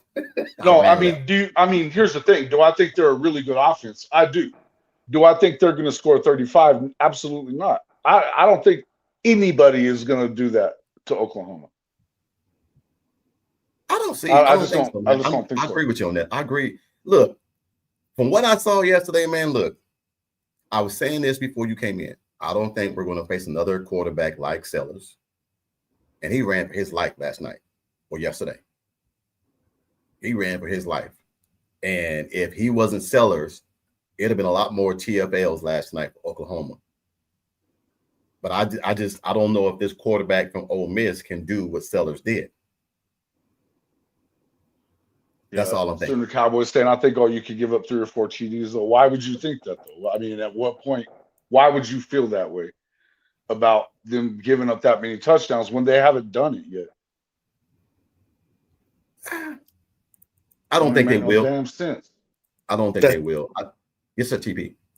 That Sellers kid, we in the car after we left early, and we listening to the game on the radio. And I said to my wife, I'm trying to explain who he is, how great this kid is, as far as hard to bring down. He's hard to tackle. And I said to her, McNair, think of McNair for the Titans and Alcorn State. Steve McNair. That's what I'm talking about. Well, Sellers? Sellers is strong like that. I think Sellers is more like the quarterback that was at Baylor. What's his name? RG3? Yeah, he's more like that. Elusive, fast, and that's pretty much it. But he didn't have anything around him. I hate when people say, well, it was South Carolina. They already suck. But you have some people picking South Carolina to win this ball game. But now that Oklahoma made them look suspect, they're terrible now. So, I mean, I don't get it, but at the same point in time and everything, man, Ole Miss is going to be Ole Miss will be a challenge. But I think when you play in Norman, He's saying Lane Kiffin going to try to score a lot of points because he knows that's the only way. Well, no shit. Everybody got to try to score a lot of points. Yeah. Everybody's got to try to score points. That's how you win football games, bro. But the only way, of course, you're going to try to score as much as you can. They're not going to score 35 on this defense, man. There ain't no way to do it. If you don't let them run the football, then they're not going to be able to throw the football. If you make them run, I mean, how do you feel like you can run on this team? I mean, to me, later in the game is when Trey Wisner got off in the second half of the game. He didn't do a whole lot before that. He had one good run in the first half, and then look, basically, Texas was pedestrian for the biggest part of the game. They did put together that one good drive coming out of halftime, which you got to give Sark all kinds of props for that, because he had a really good game plan. The adjustments they made coming out of halftime, it pisses me off to say, but that's where they beat Oklahoma right there. Yes. The adjustments were not good on the other side, right? The two stats that I'm going to go back to say, okay, is this the best offense? Yeah, absolutely. Ole Miss is going to be the best offense, but there's two defensive stats that I'm looking at. The number one team for tackles for loss is OU.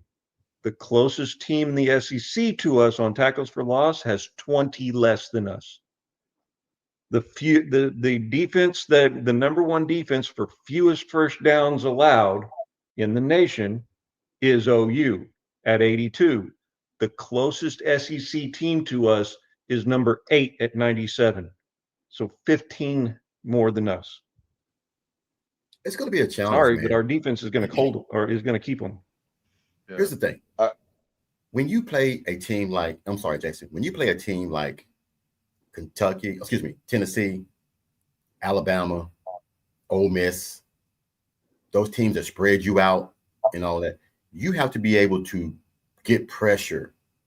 If you even do a 3-3-6, if you do a 3-3-5 and everything, you got to be able to get pressure with those guys to make that quarterback see only one or two progressions.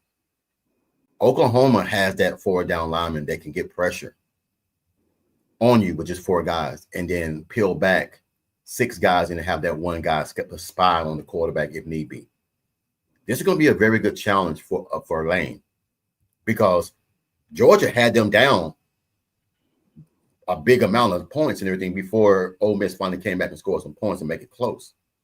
Well, Ole Miss had double-digit point leads late in the game, man. It's like, to me, it's their inability to stop anything at all was their biggest problem. Yeah. I mean, they gave up 17 points to Georgia in the fourth quarter, and they only got I think they got 3 possessions, but the last one was like, there was a few seconds left or whatever. To me, you gotta. Ole Miss was doing its thing. And here's the deal: if there's a way that Ole Miss is going to beat Oklahoma, it's going to be to not that if you do allow them to turn this into a track meet. Oklahoma is not built for that anymore, folks. Not built for that. This cannot turn into a shooting score. You know what I mean? You can't do it. Who can score the most thing? No. This ain't Lincoln's Oklahoma, and you're not set up for that.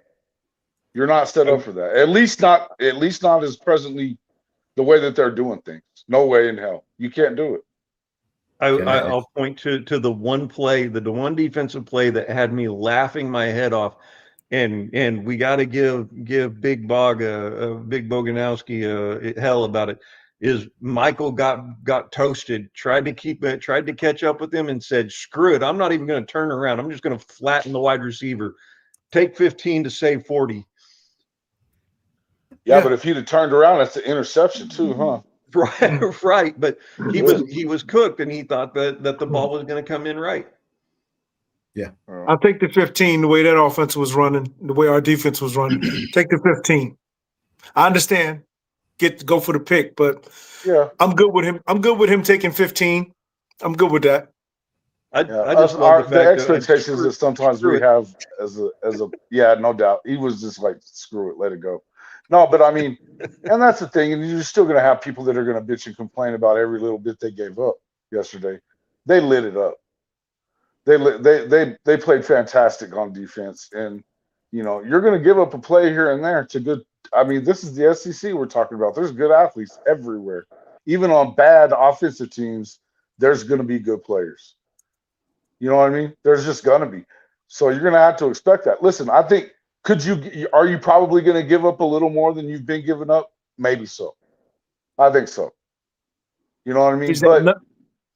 But I don't think that they're going to be able to find a rhythm to where they're going to go down and score on every drive and all that kind of stuff. And so, the best thing you can do is, like somebody just said in the chat, is you need to take the air out of the game. You know what I mean? You need to be able to run the ball. Look, you ran the ball against South Carolina. They weren't a good rushing defense. You did a good job of that. More of that would be good. More of that would be good. Run the ball well.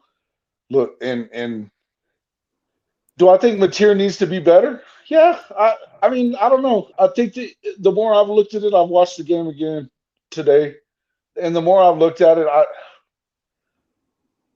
I'd love to see him be more like what he looked like earlier before he got hurt. But I know he's kind of bringing himself back into it. What I don't want to see him do is turn the football over. So I'm okay with him being a game manager right now if they're running the ball and continuing to play defense. It's all about being complimentary at the moment. And I don't know that. I think that you have to pick and choose when you get super aggressive. You know what I mean? Coming off of turnovers, I've always believed that if you get a turnover, then you should go for their throat right there.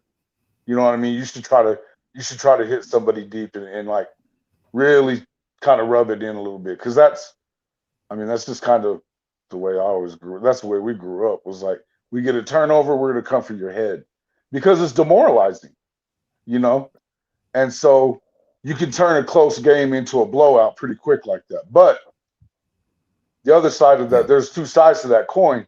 If you don't get that, if you go ahead and turn the ball right back over to them, then that doesn't do you any good. So I think you need to take advantage of your opportunities afforded you by that defense. But aside from that, you don't need to put the ball in harm's way. Yeah. Question. I'm watching. Did we Yes, we try the deep ball even once last game?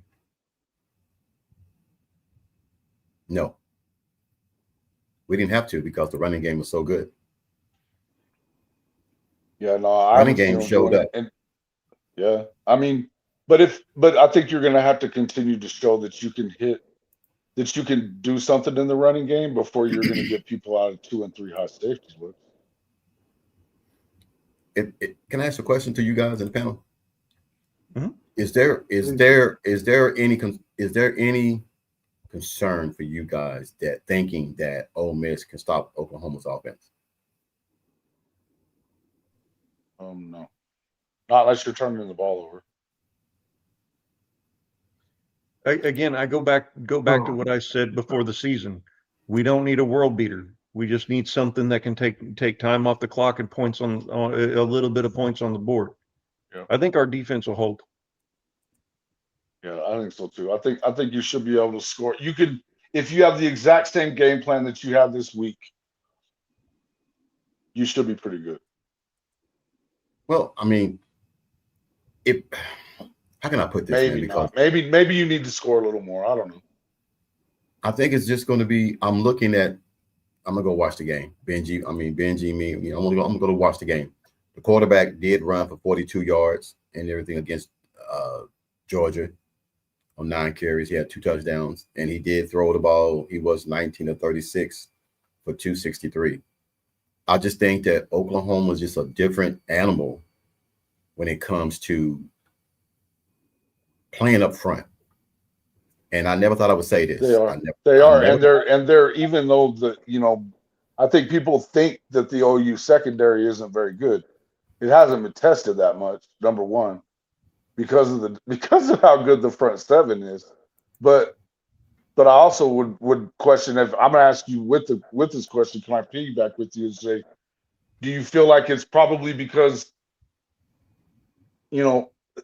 Georgia's defense isn't the same as what they're about to deal with us? I don't expect Chambliss to get off the way he did against Georgia. I just don't. And look, they're not as good on the D line. They're nowhere close to it. I think that Shotty would tell you that right now. And their secondary has been putrid. Yeah, I'm watching the game right now on TV and everything, and I'm looking at it, and some of the things just stand out to me that I think that, and like I said, it's up to Arbuckle and Kevin Wilson and whoever's in the offensive scheme to set up. But I just see that this quarterback is having 6 and 7 and 8 seconds to decide where he's going to throw the ball. I think he's not going to have that much time to decide if he's going to have 6 or 7 seconds to throw the ball. Hey, Coach Ricks. Yes, sir. Can I get you to take a timeout real quick? This Yes, Steve S. Clown that's in your chat right now, you guys remember whenever he was talking about betting that $100 and I told him you have to go in and put the money in my damn Cash App for it to be a bet? Yes. Remember that? Well, I told him, you got to put it in the Cash App or else it ain't a bet. I don't just make random ass bets with people on the fucking. Oh, yeah, I'm the same way. If you put it in mine, I'll match it and then it's a bet. But if I don't see anything, I ain't doing all that shit. So he's been trolling and chasing me all around damn YouTube talking about I bet him and I ain't paying him up. You didn't put the money up like I told you to. Yeah, I don't know, Jason. Maybe he thinks you're cute. Weirdo. Jason, would you accept a check from me on a bet? You stupid as hell. It's a running joke, Jason. It's a running joke, bro. Jason, for those who don't know, TP does not deal with Cash App, Venmo, or anything. It's only checks or cash. Look, I put it in there before, and it's in most of my damn descriptions. What are you even talking about? No, we're not going to worry about him. See, I'm sick and tired of hearing this shit. I'm going to cut this one to the quick. I know I've had the absolute honor of meeting several of the YouTubers and talk to them personally. Jason, Jay, Coach Ricks, and all that. Every single one of them have put their Cash App, their Venmo. They put their contact information out there. I'll straight up say, if you don't know where that's at, that's on you. That's not on anyone else. No, I don't think he's mad. I mean, everybody. Dude, I paid 2 people I paid 3. Texas YouTube. I paid 2 people $100 last year. Shut the F up, clown. I know. It ain't worrying about it, man. It's over and done with, man. I mean, the only person I owe is Ben G, and that'll be we'll find a way to meet up in southern Houston for me to buy him a beer. Yeah. I've moved on from it and everything. Jason, let me ask you something. Let me get your opinion on this. Was the Napier fire should have happened early on in the season, or was the timing the right time now? I don't know. I think it probably should have happened last year, right? I mean, I don't understand. I think I get why. I understood why they were doing it, not fighting because they wanted to see what they had with Lagway. But Lagway was injured, man. There wasn't really no way for him to. There wasn't really any way for them to get any more out of him. I just think that I don't think that Billy was the right thing. It was the right coach for them. But I was saying it in the chat earlier. I think that they will absolutely be reaching out, or should, is what I should say. They should absolutely reach out to James Franklin. Really? Oh, Florida? yeah, bro. Yeah. Wow. I'm shocked to hear The you guy say wins that. more games than he loses. I'll just say that. He wins a damn sight more games than he I see loses. Franklin going to Arkansas. I see him going to Ole Miss if Lane takes the Florida job. I don't see him at Florida. I don't see it. Where was Franklin at before Penn State? Vanderbilt? Vanderbilt. Vanderbilt. Yes, Vanderbilt. Vanderbilt, him being good at Vanderbilt got him that job. But I just think Florida's job is good. It's for Gruden. That's where he wants to be. I just feel like that's where Gruden wants to go. It's if Eli is getting he's not getting that damn job. Oh, he's going to use it to get more money out of Missouri, but I don't think he's getting that job. But no, I guess the question you asked, do I think they should have done it sooner? They said that he had to win 8. Once it became clear that he couldn't win 8 is when, although I think he still could theoretically, but they decided after last year that they weren't going to do it. Yeah. Well, here's the thing. Here's the thing. I don't normally do this, but Stevie S, man, I'm gonna put you in timeout for a while. We're not gonna be dropping the B words and everything. Bro, you're gonna call me he's saying I called him a bitch. He wants to set up a fight. It's a good thing I'm not. It's a good thing I'm not 10 years younger, man, because I could not do this damn thing. You got keyboard warriors and you got keyboard clowns. I at least admit I'm a clown. Man, I don't do stuff like that, man. I mean, we keep it respectful in here and everything, man. That's uncalled for, man. I'm not gonna let my guests be attacked and everything, man, because of something, man, that was just a miscommunication. That's all it was. Because I knew when I placed my bet with my 2 Texas buddies, what we did, I gave my 50 to a person, he gave his 50 to a person. So whoever won, that person went to the other person and gave them their money. I paid. Look, it's like I said last year. I had 2 dudes that put money into my Cash App. You guys probably can remember it. They put money into the Cash App well beforehand, and then I paid them back. I paid them. I lost $200 on last year's game. So yeah, listen, I'm good with losing, but I told you to put the money in there. There's no other. I promise you, there's never been a time that I've said if I was going to take a bet from you that I wouldn't tell you. In order for you to do it, you got to put it in my Cash App. We're going to hold it in there because I don't know who the hell you are. You've got Steve S. I don't know who the hell you are. Yeah, that's when you deal with stuff like this over podcasts or over the line, you got to get a little bit more up forward.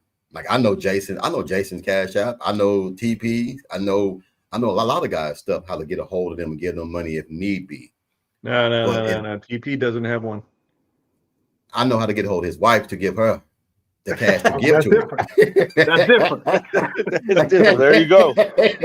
I gotta. Well, see, if I was married, I'd be like, get a hold of Mrs. Watkins and she'll handle this bet situation with you. Yeah, but I ain't.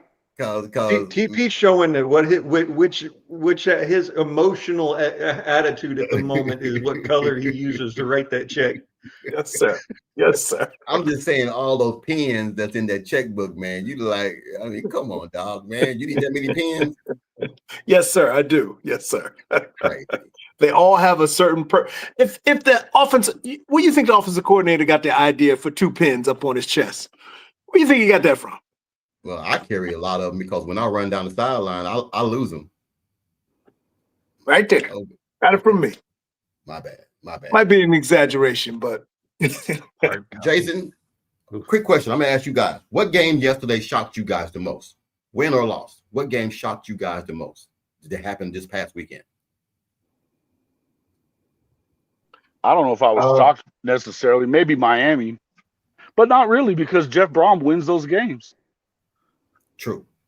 Miami for me. But I guess probably Miami. They're the ones that have looked the best for sure out of the teams that lost. I don't know that I believe that Ohio State's that much better than anybody else. I think they're number one in the country for sure. But I think that I'm not that shocked about it at all because we've been saying since the start of the year, who's the real favorite to win the national championship? I think there's 10 teams that could probably win it. Okay. Lemon, what was your shocker of the week? A&M. A&M had at least a decent defense all the way up to this game. And then I guess they decided to let them have a week off. Arkansas put 42 on them. Yeah, but that is against Bobby P and that stud quarterback they got. That dude's a cyborg, bro. Oof. TP, what's yours? It was Miami. I didn't give Louisville any chance of doing anything down there in Miami. So it was Miami for me. My game was one I picked that everybody thought I was crazy. Arizona State beating Texas Tech. I was telling everybody, Texas Tech is not that team. When you're not a team that's accustomed to winning a lot of games, and when you start doing it, you start feeling yourself. You start thinking that you start reading that paper and, oh, we are good. No, you're not. Joey McGuire puffing that chest out and shit the week before with Lance Leipold over the tortilla throwing and all that stuff, bro. Joey McGuire needs to shut up, man. Anybody see the loss of Scatterboo? That was where I was sitting. The loss of Scatterboo should have had a huge impact on Arizona State. Anybody happen to run across the score of the baseball game yesterday between OU and Texas Tech? No. Look it up. Baseball season for me yet. I get it. It ain't baseball season, but look it up. What was the score? Like 18-1 OU. Like 15-0 in the first. Something crazy like that. But that ran across my timeline. That's why I mentioned it. But back to football. My apologies. No. I mean, it's all sports and everything, man. I was shocked at the Arkansas game too, because I just felt like Paterno can score points. Arkansas's problem has always been this defense. They can't stop shit. They can't stop nothing. And it's a shame that you score 42 points and you still lose the ball game. That was Lincoln's problem. Welcome to the Lincoln Riley era. Yes, that was Lincoln's problem. You score 42 points and you still lose the ball game. But I think Brian Kelly blaming his players again about how they're inconsistent and how they lost to Vanderbilt, I think that was a shocker. But it wasn't a shocker because I just felt like Vandy was just going to beat LSU because LSU is just right now, they're really becoming overrated. It's just the way it is. So do we think that Brian Kelly sooner or later might be on the hot seat? Oh, I think he's in trouble. Year after next. I don't think it's I heard you say that earlier, Lemon. I think he's in trouble now. I think that because here's the thing, they can still get to 6-6, 7-5 pretty easily. And because they're not playing good. 6-6, Jason, do you think that they might fire him if he goes 6-6? Absolutely. I mean, Coach O won a damn national championship and got fired 2 years later. Man. Come on. Okay. How much? Wait a minute. Didn't he go down there for a whole lot of money? Yeah, there's a lot of money, but don't act like they ain't got the money. They do. Okay. They got the money. And Kyle lives in the boot. Kyle DePuis lives in the boot, and he's saying he's already in trouble. Kyle just said if he gets blowed out this week, he's gone. And aren't they playing Alabama? Yep. Yeah. Well, there you go. LSU next week. No. They're not playing Alabama this week. They're this playing A&M. week, they're playing. Okay, A&M. they could get blown out in that one too. Now they could also. I think they could also win that game. By the way, because I'm still waiting for Aggie to show up. I'm gonna tell you right now, my upset right now. On the Sunday, I'm not getting no press release. I'm not giving nobody no injury report list. I'm calling it right now. My upset of the week, I'm picking right now. Mississippi State will beat Texas. Oh, I'm not. It's in Starkville. Look, man, I know we hoping and praying. It's in Starkville. It's in Starkville. I think A&M could turn into Aggie though, is what I'm saying, and lose this game still. But it wouldn't surprise me if they win. Now I believe they're in Baton Rouge, so that's one thing. I could definitely see them doing it. I'm not even going to address your Texas stuff. I'm not even going to address it. Do you guys think that Missouri can beat Vanderbilt this week? Could they? Yeah. Will they? In I don't Vandy? think so. I think Vandy wins. I think Ryman Lemon had a good point earlier. I think everybody is underestimating the overall aspect, the change of Vandy. That, the recruits coming in, the coaching staff, the coach, what he's bringing, the type of players that he's going to go get. You never thought of Vandy as being the tough physical team in the SEC. They was always the doormat. But when you watch them play Alabama, man, they were running physical. They were playing with these guys. There is no back down no more in Vanderbilt. Vanderbilt is not the doorstep. Alabama kind of imposed its will late after they got a turnover, right? Turnovers. But other than that, yeah, I agree with you. I think this isn't your grandpa's Vanderbilt, man. It's not. Definitely. Looking at Oklahoma's schedule, everybody, it is a juggernaut. It is back heavy. You got Ole Miss, you got Kentucky, you got Alabama, you got Missouri, and then you got LSU left. Out of those 5 games, that's left. Tennessee. Which one scares you the most? Remember, Bama easy. Bama. yes. Bama's the best team in the country right now. We said that at the beginning of the season. We've all That's said what I said. Bama. And Bama. Now it's coming to fruition and everything. Bama is that team who we thought they were, because there were some people that thought that the board could not coach, and that after that loss that they would go down. Well, shit, they've come back full circle, man. And to me, I think they're the best team in the country, don't you? I want to say that, Jason. Yes, I really want to say that, because we didn't think Indiana was good. They went on and beat Oregon in Eugene. Mm. Now I don't know how big that is, but it's big right now. But we still don't know how good that team is, because Oregon isn't the same Oregon it used to be. But they're still undefeated. But I think if you put Alabama on the field against Indiana, I think Alabama will win that ball game. Just my opinion. Now, if they go out there and get beat the crap out of and everything, I'll look stupid and everything. But I think Alabama right now is one of the 2 or 3 best teams in the nation right now. I think so too. I think it may be a little much for me to say they're the best team. I think they're playing better than anybody else in the country right now. That's the word I should have used. And that word. I should have said that. That's what I should have said too. Yeah, but I will say, that as far as Oregon goes, and even Ohio State for that matter, how the hell should we know how good they are? Because none of them are getting tested really. What the Big Ten has done over at least the last 2 years, but really it's more like the last 10, is that because and even without having, they don't have divisions anymore or anything like that, but they're protecting their best brands from each other. Your Ole Miss, your Ohio State's.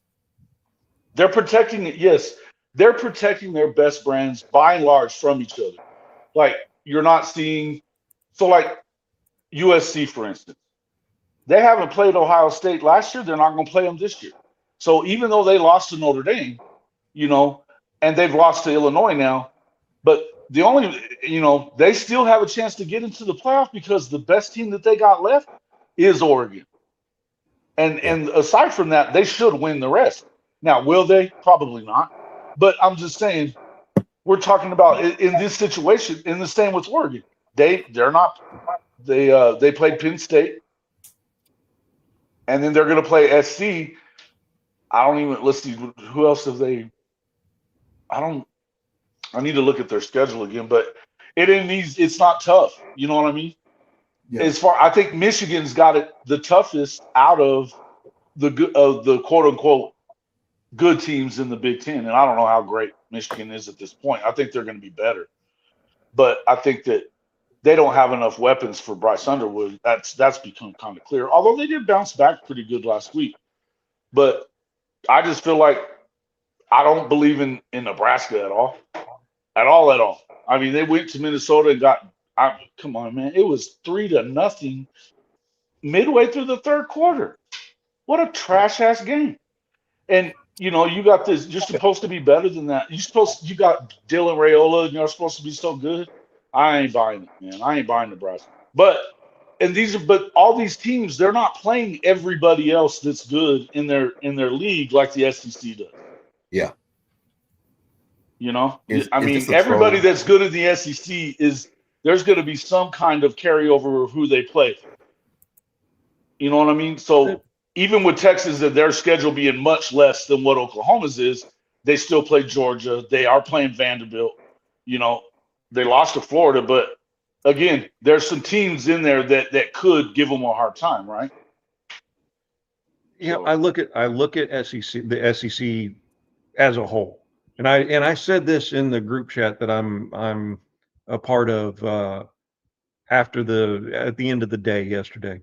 I said every single SEC team looks beatable, every single one of them. And I don't know if I can say that the SEC, the top of the SEC, is in the top of the nation for sure, but I can't say who's going to win it. Now, my personal opinion on the rankings are Ohio State is number one until they're beat. Sure. They deserve it. Yeah. But and Julian Saint's playing really good for a brand new quarterback. No.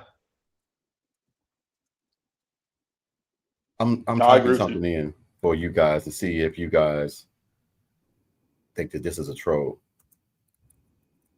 It just came across my phone. I'm putting it in the thing. This is what came across my phone. Putting up what I text you. No. It just came across my phone. It came across my phone.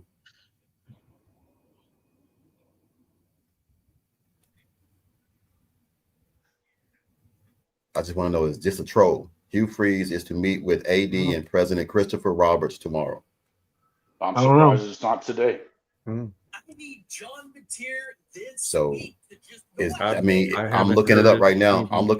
And Christopher Roberts, he is the president of Auburn University. Yeah, so that's probably. I think that's probably real. I'm surprised that they didn't have that meeting and fire his ass today. To be honest with you. Wow. I mean, what are you keeping him around for? I mean, what? And I'm gonna go. This is my own personal opinion. Don't get mad at me. Why would you bring him back anyway? So why not fire him? Not fire him? When you partying with students at parties and things and all that kind of stuff. Oh, it was worse than just partying with students, bro. I know, but I don't want to go. I don't want to say that. It was a lot more going on, but you still bring him back. That's what bothered me. Yeah. Hold on. Kyle says, Coach Ricks, I Googled it. It looks real, but it might dig into his tea time. I love it. Hey, Jason, that touches us right there, digging into the tea time. I feel you on that. I'm just saying this. We're going to have so many coaching vacancies this year. Damn.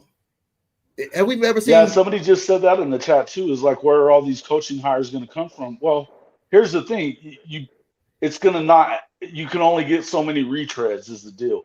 And you know what? That's not a bad thing. That's not a bad thing. I know that everybody wants to get this splash hire thing going. I'll be honest with you. I don't know why more people aren't talking about John Summerall, G.J. Kinney, Will Stein, dudes like. I mean, I don't know why people aren't talking about these guys more. And Alex Golish.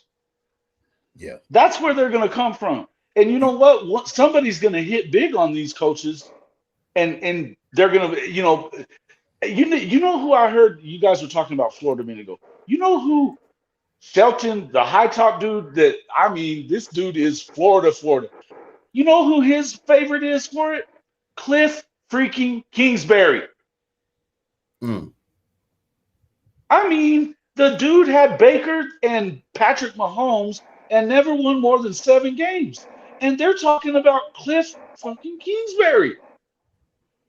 Yeah. What Someone are we said- doing? It makes me. Hey, I hope they hire him. It'll be great for the rest of the SEC. That's all I can say. But I mean, seriously, we're gonna retread a bunch of these dudes. You know, Alex Golish can coach. The dude beat your ass in the swamp this year. I was just getting ready to type that in. Someone said, why don't Florida just go get Alex Golish and everything at South Florida?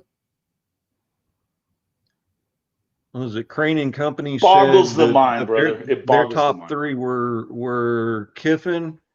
I forget who number 2, but number 3 they said go get Dan Mullen. See, To and go Dan where? Mullen's not. There's no way in hell he's going He's back going to back to Florida. Florida. No, he's no. It's not like he wouldn't take the job necessarily. They wouldn't have it because then they had to admit that they were morons to fire him. Yep. And status quo, they're not going to admit that they were in imbeciles for firing him in the first place. Yeah, he ain't going back. And I love Crane and Company. They're my guys, but no, come on, guys. Let's be real. The truth of the matter is that you're going to have to go and find somebody. There's coaches that are out there, and I get it that you want it.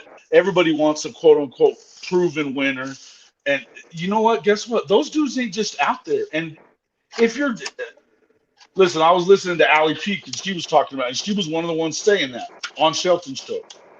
And I'm thinking, why is it that y'all are all acting like Florida is some real destination? Because I don't see that it is. They've been for maybe 20 total years in the history of that program. Have they been good? The time during Spurrier and during Urban. That's it. Yep. And when they went and got Urban, he wasn't proven. He was at Utah. He had been at Bowling Green before that. I mean, he was an up-and-comer. Turns out that he was really good, and he was really good at flaunting the rules. You know what I mean? So I don't understand. Right. I don't understand this idea that they are so, that we got to make a splash hire. You're not a splash program, bro. What are we talking about? If I was them, That was That's what gave me TP's in point trouble. earlier. I would go get Stein from. I was asking that. I would go get Stein to go to Florida. I'd have been all over his ass. Hell yeah. That to Y'all me. remember that's who I I heard- said should have been our damn offensive coordinator, by the way. Yes. You know, I honestly think they should go after Bobo. Who? Georgia's offensive coordinator. Mike Bobo. No Mhm. way. I No way. There might be were a talking guy- about bringing him in as well as Arbuckle, but if you look at it, think about it realistically. He recruits the area. He's already got a name in the area, and he's actually got a proven record with Georgia. Oh, you think that they won't shit. bring that in? Hold on, guys. There- Hold on. Okay. I can see what you're saying. Okay. Oh, But uh-oh. hey, I'll just tell you now that he's not even on their list. There might be a guy out in Hollywood land that might be available. Lincoln. I wouldn't be surprised if it was Lincoln either. And you know what? If they're talking about freaking, hey, look, Cliff Kingsbury is Timu Lincoln. No. Hold on. I see This Lincoln ain't- going to Ole Miss. Hold on. It just came in on 3. Paul Feinbaum predicts Jimbo Fisher will be Florida's next coach. That ain't happening. Paul Feinbaum. They still getting paid, right? That's Paul Fine. That's Paul Feinbaum. Hey, I'll find out no Jason- more shit. don't my shoot the God. messenger. I'm just telling you. Hey, That's funny shit. on though. 3, Paul Feinbaum predicts Jimbo Fisher will get Florida's head coaching job by the end of the year. Oh, again, there's another one of those. Please do hire that guy. The rest of the SEC will thank you. Good grief. Dude, Jimmy's laughing. Jimbo, LOL, Jimbo Fisher. Isn't he Dude, still look. being paid? He's still being Yes. paid, right? Yes. Oh yeah. No, he's already got. They paid him within 60 days of his being fired. I thought They that had he to pay him couldn't longer. coach for a year or two, Jason. Nah. Mm-mm. Really? Okay, then I stand corrected. I was telling somebody. No, man, a few weeks Jimbo ago- he had the best deal in college football history. They had to pay him. They had to pay. I think it was. They had to pay him half of it within 30 days, and then the other half within 60 days after that. I mean, seriously, he got paid by the time the year was up. good. Hey, You good got comment, the twitch Kyle. going behind the eye here, Coach. Good Lord. Hey, Kyle said Jimbo gonna get the #1 recruiting class and still go 6-6. Sounds about right. So he's going to Again. Texas. Mm-mm-mm. Hey, hold on. Who's to say? No, I ain't gonna do that. I ain't gonna piss Texas fans off by doing that. They lose Sark, they'll go crazy. They'll start killing themselves. Why would Sark take that job over what he's got at Texas? Though? Dude, Texas is man. Do you know how hard it is to coach at Texas No, because they give him everything he wants. and still don't do shit? You can say that, but he's been. I mean, listen. As much as I hate Texas, and you know it's a lot, he's been to back-to-back playoffs. That's a lot. Yes. He's beat OU back to back. He's not And he's going beaten, anywhere for the yes, next in 3 3 years. out of 4 years, which, by the way, leading up to that, we'd won like freaking what, 6 out of 7? Mhm. Mm-hmm. So, and during that time, Oklahoma hadn't scored a fucking touchdown in any of those 3 losses. So, yeah, don't get me started on that. He's not going nowhere, though. Nowhere. And I'm going to tell you that I don't even think that Sark is really all that great. But he's built up some credit there. I've got my conspiracy theory about Stark, and it really comes down to he wanted somebody else to take over Alabama, fumble the ball, and then come in as the savior since Saban's not coming back. It wouldn't surprise me if that happened. But he's not fumbling the ball. I don't think that Kalen DeBoer's fumbling the ball either. I know Coach does. Think that. Coach Roybal, anyway. Mark Stoops ain't going to no damn Florida. He's not. I wasn't going gonna say squat. I was waiting for you to respond to that. Hell no. He's done. You know coaching. what? He said before that he likes Florida. He still got love for Florida. I could absolutely see Bob Stoops going to Florida. I don't think that they're trying to hire him though. I'm gonna tell you like my nephew told me. Uncle, I like big women, but that don't mean I'm gonna marry one. That's what he told me. He said, Okay. I like big women, but that don't mean I'm gonna marry one. I'm not positive that Stoops wants to coach anymore, and I don't think No. that he has to. He But loves what I Florida. will say, I don't think that the right job has actually offered him the position either. Yeah. I My think you're right, troll man. position will always be Urban Meyer back to Florida. No. Hmm. Mm-mm. It's look, Yeah, I don't it's a know. young man's game now. A lot of these old coaches need to step aside. Yeah, Let but these young Urban's not guys- that old, really. Let these young guys. Well, the reason why he left was for health reasons, correct? Sure. But we know that was Allegedly. bullshit. Allegedly. Hold on, right there, guys. Allegedly. I'll be right back. Hold on. Also, though, the other reason that he left was they were about to be in deep shit because of the way that he was doing things out there. There you go. That's now part we're of it. on to something. Now But we're and on that's to the something. same reason that he left Ohio State. He wasn't trying to go anywhere from Ohio State. He had it made there. He tried to Yeah, make he got- that one about health too, remember? Yeah, it got bad. It was a video out Yeah. there of him, and then the assistant coach, something with the assistant coach. It got bad for him at the end. Zach Smith It was- with the whole beating up his girlfriend, wife thing, or whatever it was. That was the trouble with his left shoulder for his follow through, right? That was the problem. Yeah. Mm. Zach Smith actually has one of the better podcasts out there too, by the way, though. He's funny. The Menace Sports. Jason, I Menace still Sports. think you need to get TP's quote onto your soundboard. I think that would be fantastic. The bum one. Send it to TP, you got my number. You know how to do it. Just record your stuff, stay in it, and send it my way. It'll be on there. I'll do that. Oh my goodness. All right. So what's the feature matchup for this coming week? Us. OU Ole Miss? Yes. Yeah, I think it's pretty Who's big. next? I think it's pretty big. Let me see.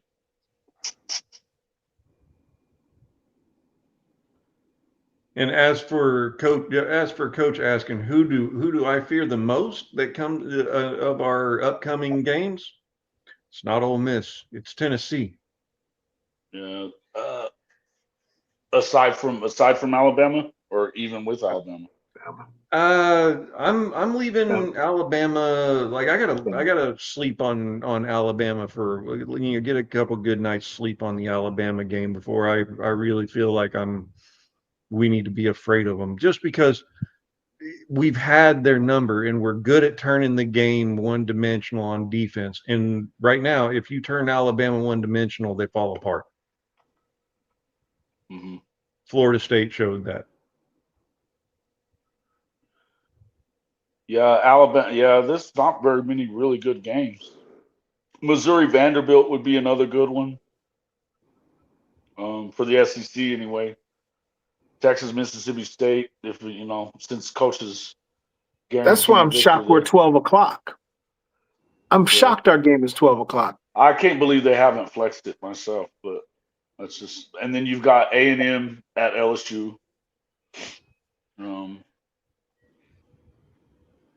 Yeah, it's pretty light. It's pretty light. The other, I guess, let's see, Tech's playing Oklahoma State. Never mind. BYU, Iowa State. Now Iowa State's only got one loss, and it was on the road at Cincinnati. So that could be That's going to be a good game. It will.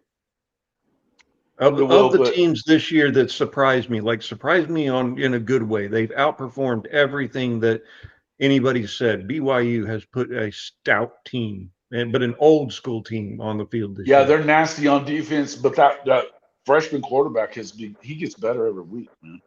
He gets better every week. Well, they had to get rid of the BYU, right? Yeah. That was wild. That was wild, bro. Wild stuff. Man.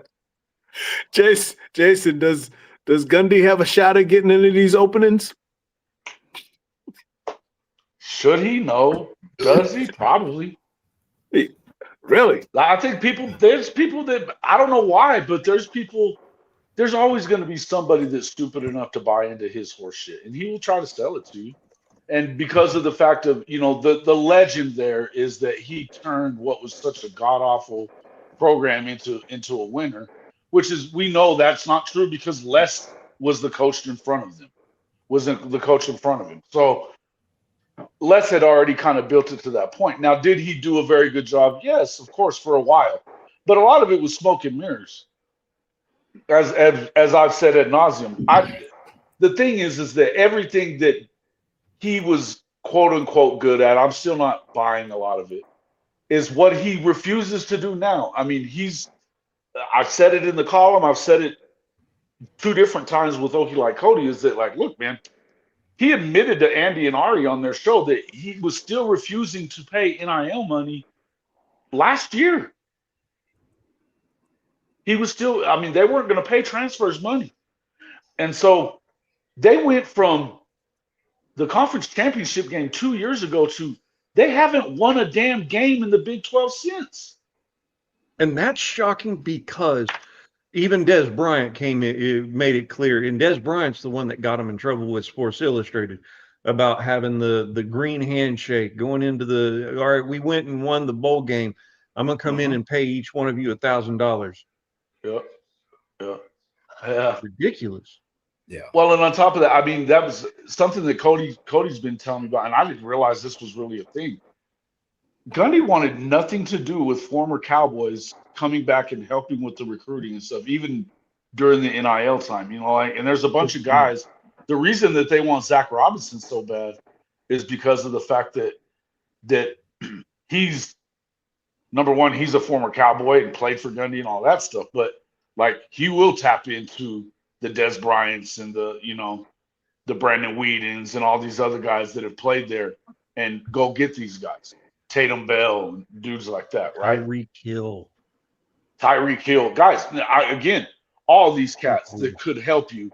And the truth of it is, the reason that he didn't want to recruit like that, because then he has to win. And he knew that was what his deficiency was going to be. It's better for him to be the guy that does more with less than the guy that is, he's a real championship coach. Yep. And that's the difference in reality. That's the reality of it that nobody wants to talk about. The Gundy defenders are going to tell you all day, every day that, oh man, it's, you're full of crap, Jason. He's the best they've ever had. Yeah, he's the best they've ever had as far as wins are concerned by a lot. No two ways around it. But I said it. The line in my story, in my column that I wrote was architect to arsonist, because he literally tried to burn the bastard down. Yep. And succeeded, by the way. And Sooners for Life, to answer your one, not to cut Jason off, but I know that's a troll comment, but there has been rumbling around Cale that Cale and Mike are not a package deal, but there has been rumbling around Cale, and I won't say where. Cale where? I won't say where. I'll tell you offline. I'll send you a message. Yeah, I've heard stuff about. Jason. You still hear a bunch of Sooner fans wanting him to come back, man. Jason, it's not for OU. Listen, I'll say that. Listen, not wanting to pay NIL is a fireable offense, and shit. Why did it take him so long? Offense. You know what I mean? Why did it take him so long is the question that I have. And so to me, it's like, and that goes back to why the hell would he be attracted to any other program then? If you're not willing to go and play that game, and he didn't even have an idea of what would I do in this era to be successful. I mean, there's no way he does. He doesn't know what to do. No. Well, it showed that 2 years of not winning a damn ball game in the Big 12. Yeah. How does that happen? Because they weren't paying guys. He said it on Andy and Ari on 3 that up until even up to last year, they weren't paying transfers to come to Oklahoma State.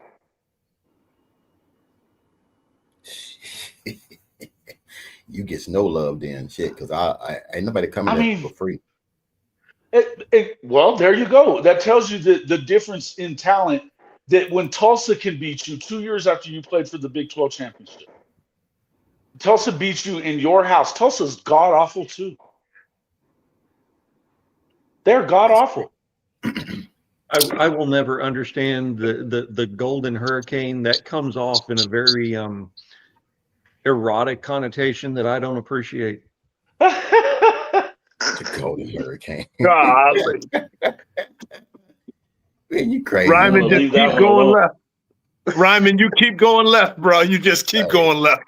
They always say when they go high, you go. When you go low, you go high. No, Lyman Lemon said if you go low, I'm gonna go down to the basement.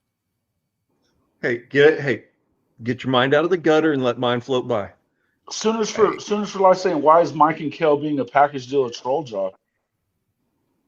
Because I'm the one that said it's stupid. I think it's a stupid idea. We have this idea that Kel Gundy was some. The dude was never even coordinator. Why are we acting like Kel Gundy's so damn good? he was interim coordinator for a bowl game, and he did a decent job. He had He's Caleb been- Williams, for fuck's sake. True. But he also kept to the package that was given to him. And he's been a position coach at multiple positions and been successful at all of the positions that he's been a position coach at. So he's either going to take another position coach or an OC job, or he's going to go the way of Heupel and go low tier. Lemon, it's been 4 years and nobody's given him an OC job, including his brother. His brother addressed that Hey, one. I know who needs him. After last night, shit, his brother in Kentucky need his ass. Cal Gundy would be a great OC, says Sooner Cowboys. Sooner Cowboys, I think you're wilding. I don't understand why. Look, I understand. He recruited AD. He recruited AD. I get it. But with some help from Bob Stoops, by the way. And you can talk about DeMarco. With some help of Bob Stoops, by the way. He never was a coordinator. Why are we acting like he's so great? He's not. Y'all gotta quit. Y'all gotta quit with this Cal Gundy savior shit. This is the thing that I don't understand. Why would Arkansas want that when they got someone who just put 42 on Texas A&M? Why would you want to go get somebody that's a downgrade? You wouldn't. The point is, hey, you know what? You wouldn't. That's why nobody has. Jason is adamant about that. He ain't shit. Jason has some kale hate, like some repressed. Well, I'm going to tell you something. I do. You know what? When you say the N word over and over and over in a room full of black kids, then I don't want you around my football team. Yeah. And then no remorse, like, okay, I made a mistake. You know, I need to live up to this or own up to this. And I mean, and then also it put Brent in a tough situation to where Brent had to do that. And it's unfortunate. It really is unfortunate. But like Thunder says, Oklahoma offense has not been the same since they fired Cal Gundy. You know who else was gone after that? Lincoln. We could do this all day, folks. Uh-oh. We could do this all day. Hey, Jason, hold on. Why did Bob Stoops never make him the offensive coordinator if he's so fantastic? Why? Guys, this might have legs. Josh Pate now is saying Hugh Freeze is out of time at Auburn. So maybe this meeting tomorrow is something official. If this is true about tomorrow. I don't think they would fire him down. Do you think? During the middle of the season? Wait, what is it again? What are you saying, Josh Pate? Josh Pate. Hugh Freeze is out of time at Auburn, and he's talking about it right now. Yeah, it's done. It's been done, man. It's been done. Wow. They want him out. The money people want him out. And again, it shouldn't surprise anybody because of the fact that they're still paying 2 coaches to not coach there right now. Damn. I mean, Gus is still getting paid from Auburn. Newsweek is reporting that there's movement on it. Yeah. Hey, I mean, what can we say? I mean, it's been this way for a while. It's not just the first year or the second year or the third year. This is the 4th year that this done happened. They said the first year he was 6-7. Hold on, let me get back to it. Well, he said the first year 6-7. The following year 6-7. The following year 3-4, and then right now they're 3-4. Then 6-7 last year. The year before that 6-7. So I guess it is something that's going to happen. I hate to say it, but I think that's the job is 6-7. But I mean, okay, let me ask this question since we're all OU fans, and I know the answer. I know my answer, and I know pretty much everybody else's answer. I just want to ask it. 6-1 right now pretty much solidifies Brent Venables' future, correct? For one more is year. it, is it too soon? No, right now, him being 6-1, does that solidify his job going forward, or are we still waiting for the rest of the season? I'm waiting for the rest of the season, and strictly because our front half is nothing like our back half. Brent has to show himself against the quality opponent. All of our back half of the season is quality opponents. Sure, we slipped once, but we walked in expecting 8-4, 9-3, and we were saying 9-3 gets us into the playoffs, or gives us a dang good chance of it. It's the second half is going to determine whether or not it solidifies his job.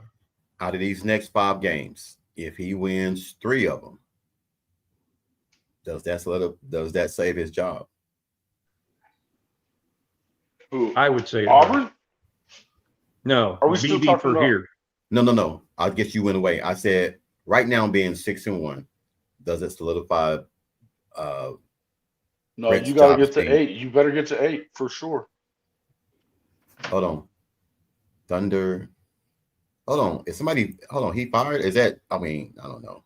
He's talking about. He's talking I think about he's you, probably Frank. Oh, talking okay, about okay. Venables. Well, if he wins 3 out of the next 5, shit, that's 9-3. Where some of us had him. I'm still safe. 10-2. I think Say he's what? safe. I think he's safe. You I gotta thought he look was safe. Today he's safe. He's not safe No. today. I thought he was safe going into the season, even other than doing something crazy like only getting 1 win. I thought he was safe.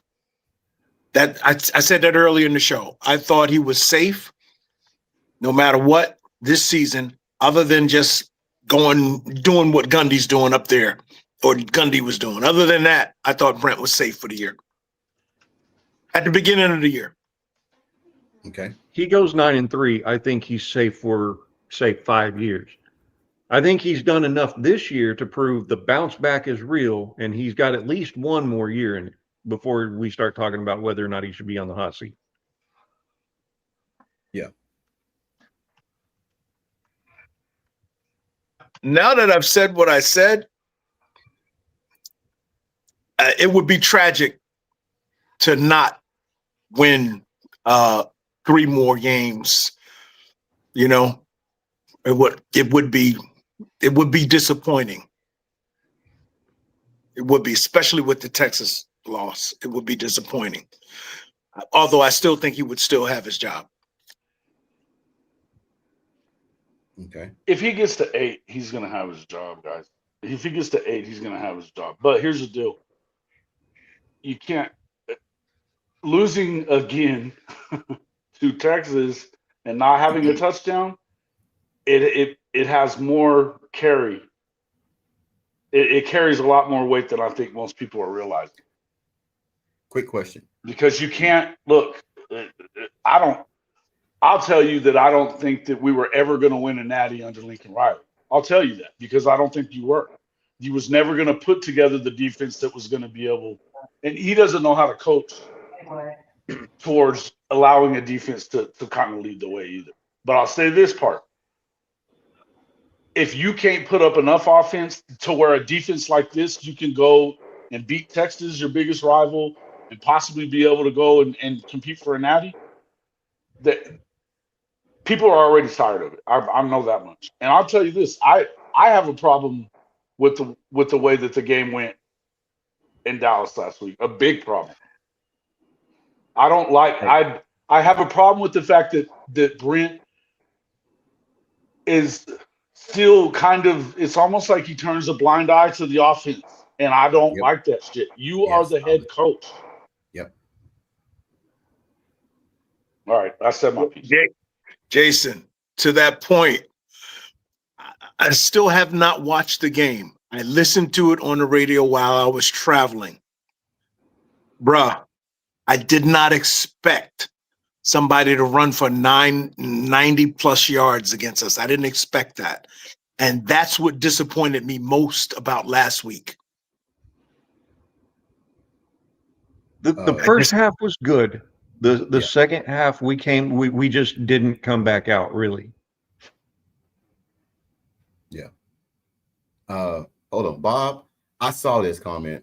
Just saw where Saban lit up Desmond Howard for his comments on the South Carolina Oklahoma game. Yeah, I've never seen Saban so pissed off. I missed the comments. What were the comments? I missed them. I'm sorry. Well, the comments was Desmond Howard. I'm gonna put it up. Desmond Howard pretty much said that the refs pretty much held South Carolina hostage a little bit, and Nick Saban ate into his ass and talked about no, the refs didn't do that. That defense and everything did that shit and everything. And then Saban just started going off and said, you can't keep blaming teams that play great defense and say the refs did this and the refs did that. He was like, you still got to play through that shit. And he said, as a coach, I tell my players, if refs make bad calls, they make bad calls. That means that you just got to play harder. So he really ripped into Desmond's ass about the refs pretty much was helping Oklahoma win the ball game. The refs held South Carolina hostage. Yeah. How many holding calls were there on South Carolina last game? The touchdown that he threw on the fourth down to Moore and everything, they held the damn blitzer by his jersey, and they missed it. ESPN showed it right after the touchdown. They showed it. 0. He said something along the lines of the refs hurt South Carolina's chances. Yeah. That's one thing I love about Saban. He's not an excuse kind of guy. He don't play that game, and that's an old school coach. My coach would always tell me, if I'm hurt, put some dirt on it and keep your ass playing. But coach, I don't feel good.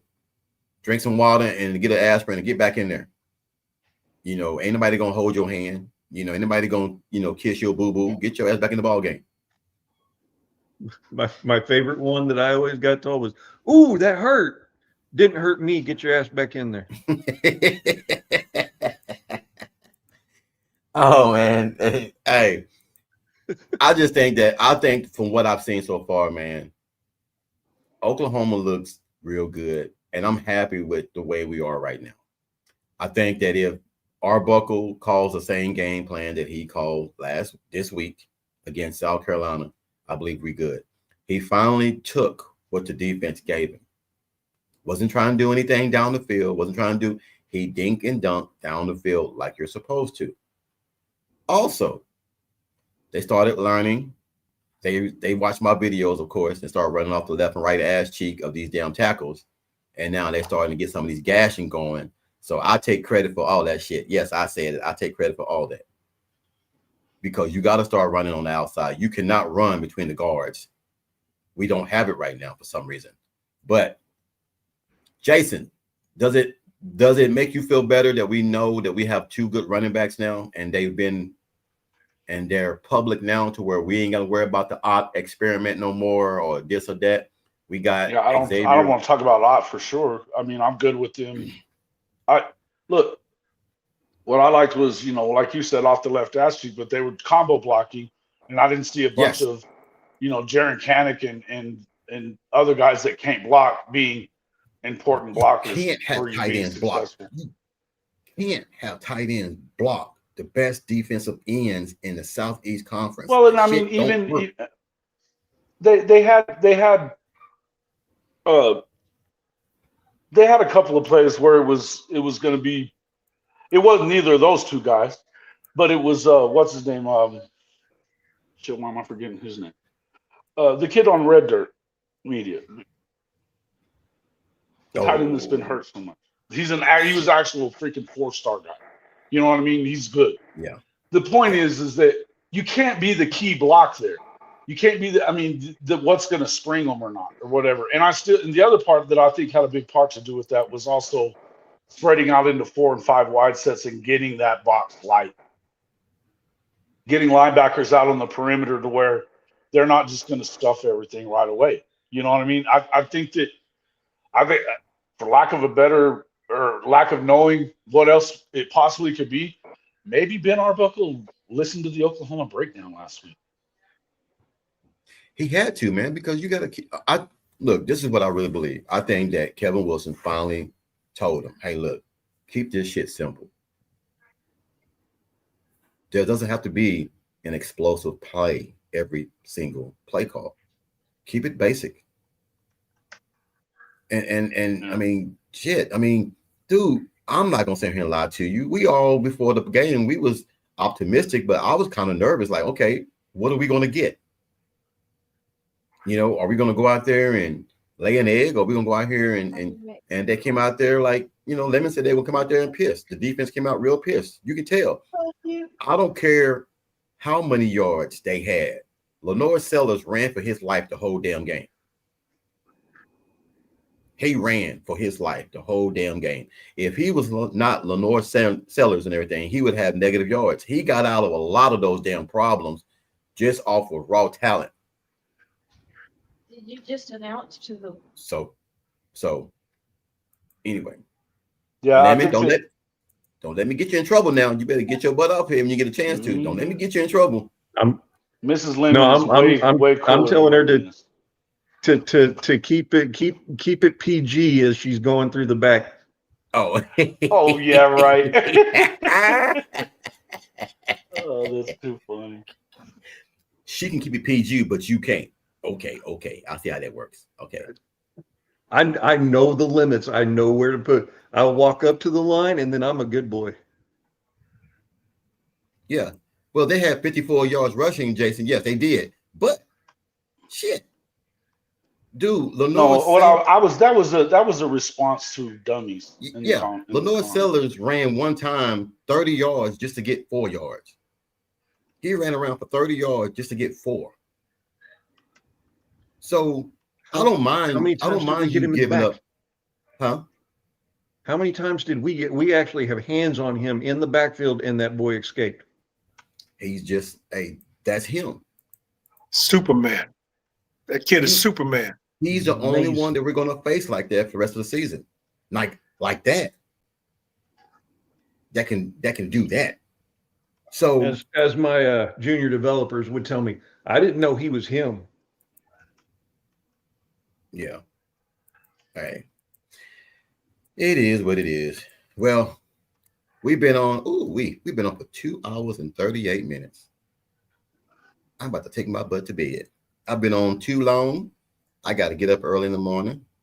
But Lone Wolf, to your opinion, yes, we have more than 85 yards of penalties. We cannot continue to have these 10 and 12 penalties for 100 yards playing against these back teams, because they are very good teams, and you cannot keep giving them chances after chance after chance. Now, some of them were stupid calls. Some of them was the targeting call against Powers was crazy. I didn't understand that. That was just a good hit. Some of the holding calls wasn't really holding calls, but you can call it what it is. But those didn't hurt us this game. Maybe games down the road, they will hurt us. You cannot have 85 and 95 yards of penalties against you to be a good team, a disciplined team. We're still at the my two eternal truths: never leave the game in the hands of the ref, and never trust a QB named DJ. Yeah. All right, Jace, anything else you want to say maybe before you get up out of here, bud? No, I'm good, man. We'll have plenty to talk about tomorrow morning. We're gonna do the Rise and Shine before I get out of here. All right, So gotcha. Be back on in the morning. Make sure you guys see us over there. Steve S, you can kiss my ass, dude. We do have that, Dude, but he's still talking noise, man. Is he still talking noise? yeah, he's still talking this bullshit. Oh my God, man. Like I said, man, if you've been watching this channel, and you know what's weird is that he's talking about all this that was from months ago. I didn't see the dude until after the game was over with. I don't even know he was never on my channel saying anything. I'm gonna put him on timeout. He's in timeout for the rest of the show. I don't got time for that stuff, man. Damn. I mean, you can tell when a Texas fan really happy about something, they will bug the shit out of you. They will bug the shit out of you. Excuse my language. I know Lisa's in the room and Miss Miss Lemon in the room. I apologize. I should be saying that. You're right here. You're safe, young man. Oh, okay. Because You're good on my end. You're good. they get on my nerves, man. It's just like a bad a ex female. Damn, just bug the shit out of you. Crap. Anyway, Jason, I might jump on tomorrow, man. I'm getting off early tomorrow, so I would definitely might be on tomorrow. It's gonna be a quick show because I don't have a ton of time, but yeah, hop on if you're able to. What time, Jason? Ooh, you put me in timeout? No, what time, Jason? What time? No, I put Steve. Same as it should be 8:30, yeah. Or no, it'd be 10:30 Eastern time for you there, big guy. 10:30 Eastern. All right. Yes, I might be traveling. No, At that time, I might be traveling again. I don't know. I put what's name in I'll never back timeout. on. Steven S in timeout. Yeah, there he goes. Did I put you in timeout or him? I'm in timeout. For really? Clicked the wrong thing. Yeah. Coach, care, if you make me a mod, I'll help you out. All right, Generally, I got you. I don't do anything unless somebody actually like goes after personal attacks. Unless Jason wants them to go wild and then he admonishes me on air. No, man, I just Sometimes no. Honestly, as long as they're not being personal, I'm usually fine. But when it starts getting personal, and like this dude is like ridiculous. It's been the same. I've had the same policy for the last freaking 3 years. If you want to make a bet with me, put the money on Cash App. If you do that, then it's a bet. If I agree to it, but I know that if I even agreed to the bet, I don't even remember what he's talking about. But I know for sure that that's my constant. I say it every time. If you want to bet me, here's my Cash App. It's in the description. Go and put money on it, and we'll talk. Until you do that, it's not a bet. That's all there is to it. Jason, back in the old time at the pool hall, this is the new way. What you're saying, this Cash App thing, this is the new way of saying what we used to say in the pool hall. Money on the wood make the bet look good. So if you don't put the money down on the wood, we ain't got no bet at the pool hall. But I guess Cash App is the new wood, I guess. Well, it's shit. First off, I don't know anybody that. I mean, half of the people that are in here talking all the time, I don't know these people. Yeah, I don't know these people. I don't know who he is. His name is Steve S on here. That doesn't mean shit. You know what I mean? Put some money up. But let's talk about it. But that's just. I'm not gonna freaking make any more bets. So you guys know that here now. I'm not gonna make bets online here with anybody from freaking anybody on YouTube. No, we're not doing all that. I don't know who you are. Fuck all that. But the policy has always been that either you put money on the Cash App or don't, or I don't do it. And I actually learned that from like Uncle Lou 3 years ago. I'm like that. When if I bet someone that's far away, I'll tell them, okay, look, this is pretty much what Jason's doing. How are we gonna get the money to transpire to each other? There has to be something that we got to do. I can't just sit there and say off principle because TP, you in that damn checkbook. Come on now. Because I can sit here and say, hey, yeah, I'll bet you, but I got to have the money somewhere to where it can come to me. I can't just trust you on your word that you're going to send money to me and everything. Or you shouldn't trust me that I'll send money to you, even though we know each other. But if I owe Jason money, he ain't got to come run. He ain't got to run and find me. I'm going to go find him. Hey, man, what's your Cash App? Here's your money. That's how we do it. But we friends. But if I don't know you, there has to be a way the money has to go to somebody else to where and I know to where it can get to us. I don't do that back and forth stuff. I don't. Because, gentlemen, like I said, and the Uncle Lou seems to have made everybody laugh. The dude is good for something. I heard him say that to a couple of people that wanted to bet him on games a while back, and he was like, "Put it on the Cash App, or else we're not doing it." I was like, "That's a smart way to do it. Smart way to do it if you're going to do that." You know what I mean? But in the end, I don't know who this guy is. It's not like he was hanging around my channel a whole lot leading up to this. He said all this happened on your channel that day. I know that I would only say that you do that, but here's the deal. How do I know he's not just full of shit? That's the other reason that I make you go and put your money on Cash App. Because if I want my money, how am I going to get it? Right. Right. You think Makes I'll just trust everybody out there? Come on, folks. I had a guy said Once I I owe got him out of money. OU, once I got out of OU, because I went to OU, I stopped with the cash bets on anything sports wise because ODB teaches you a lot. Mm-hmm. Old dirty, Oh, dirty. Yeah. Old dirty teaches you a lot. Cash rules everything around me. Cream, get the dollar bill, y'all. Hey, y'all don't know about that. Yes, we do. My dad always told me a man's bond, a man's word is bond, and I've always lived by that. I'm always gonna live by that. That's cool now, I mean, except for in this world today, yeah, most people don't go by that. And as far as I will never make a bet with somebody on this app again anyway, but at all without you putting it up. Put up your collateral and then we'll talk. Yeah. Man's word is his bond. And the other thing I learned is if you hear the report, that flash wasn't meant for you. That's it. That's it. Hey, it is what it is. Well, gentlemen, man, thank you guys, man, for coming on, man. Y'all made this show very, very entertaining. The flamingo shirt, I gotta get me one. I've been looking at it for the last couple of hours and everything. I need to get me one. Now, TP, you and that Devontae Barnes shirt, you need to. Oh, my bad. My bad. Trying to get some turnovers, man. My ball hawk at the Falcons now. I'm trying to get some turnovers by wearing this shirt. That's man. That's like saying you got a Kyler Murray ball and it turns out to be Joe Washington. Dude, we get ready to get up out of here, and then you. I know. You're good. Where you been? Hey, where you been all night? I told you I had to take care of moms. I left you a message. It's all good. No, I was just playing, man. You good? Yeah. I was gonna say. Wow, Ramen Lemon for the second. Hey, got the flamingo shirt on, man. Oh, he's rocking it too. Good to see you, Bishop. Good to see you. Salute. What up, Bishop? Hey, what's going on, bro? Chilling, man. Hey, you spitting fire again?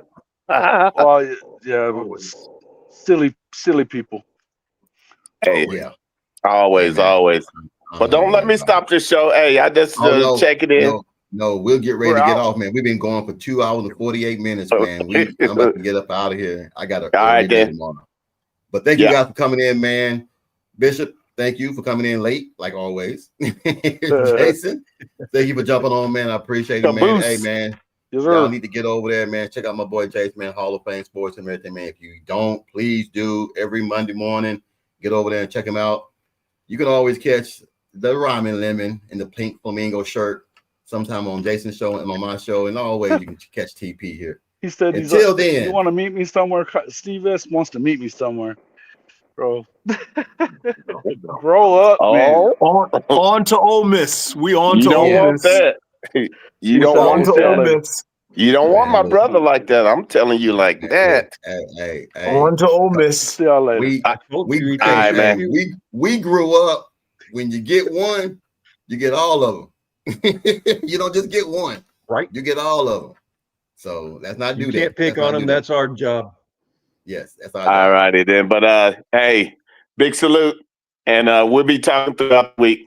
All right, man. Take care, big dog, man. Y'all, sooner. Pieces up, horns down. Y'all have a good weekend, later. fellas.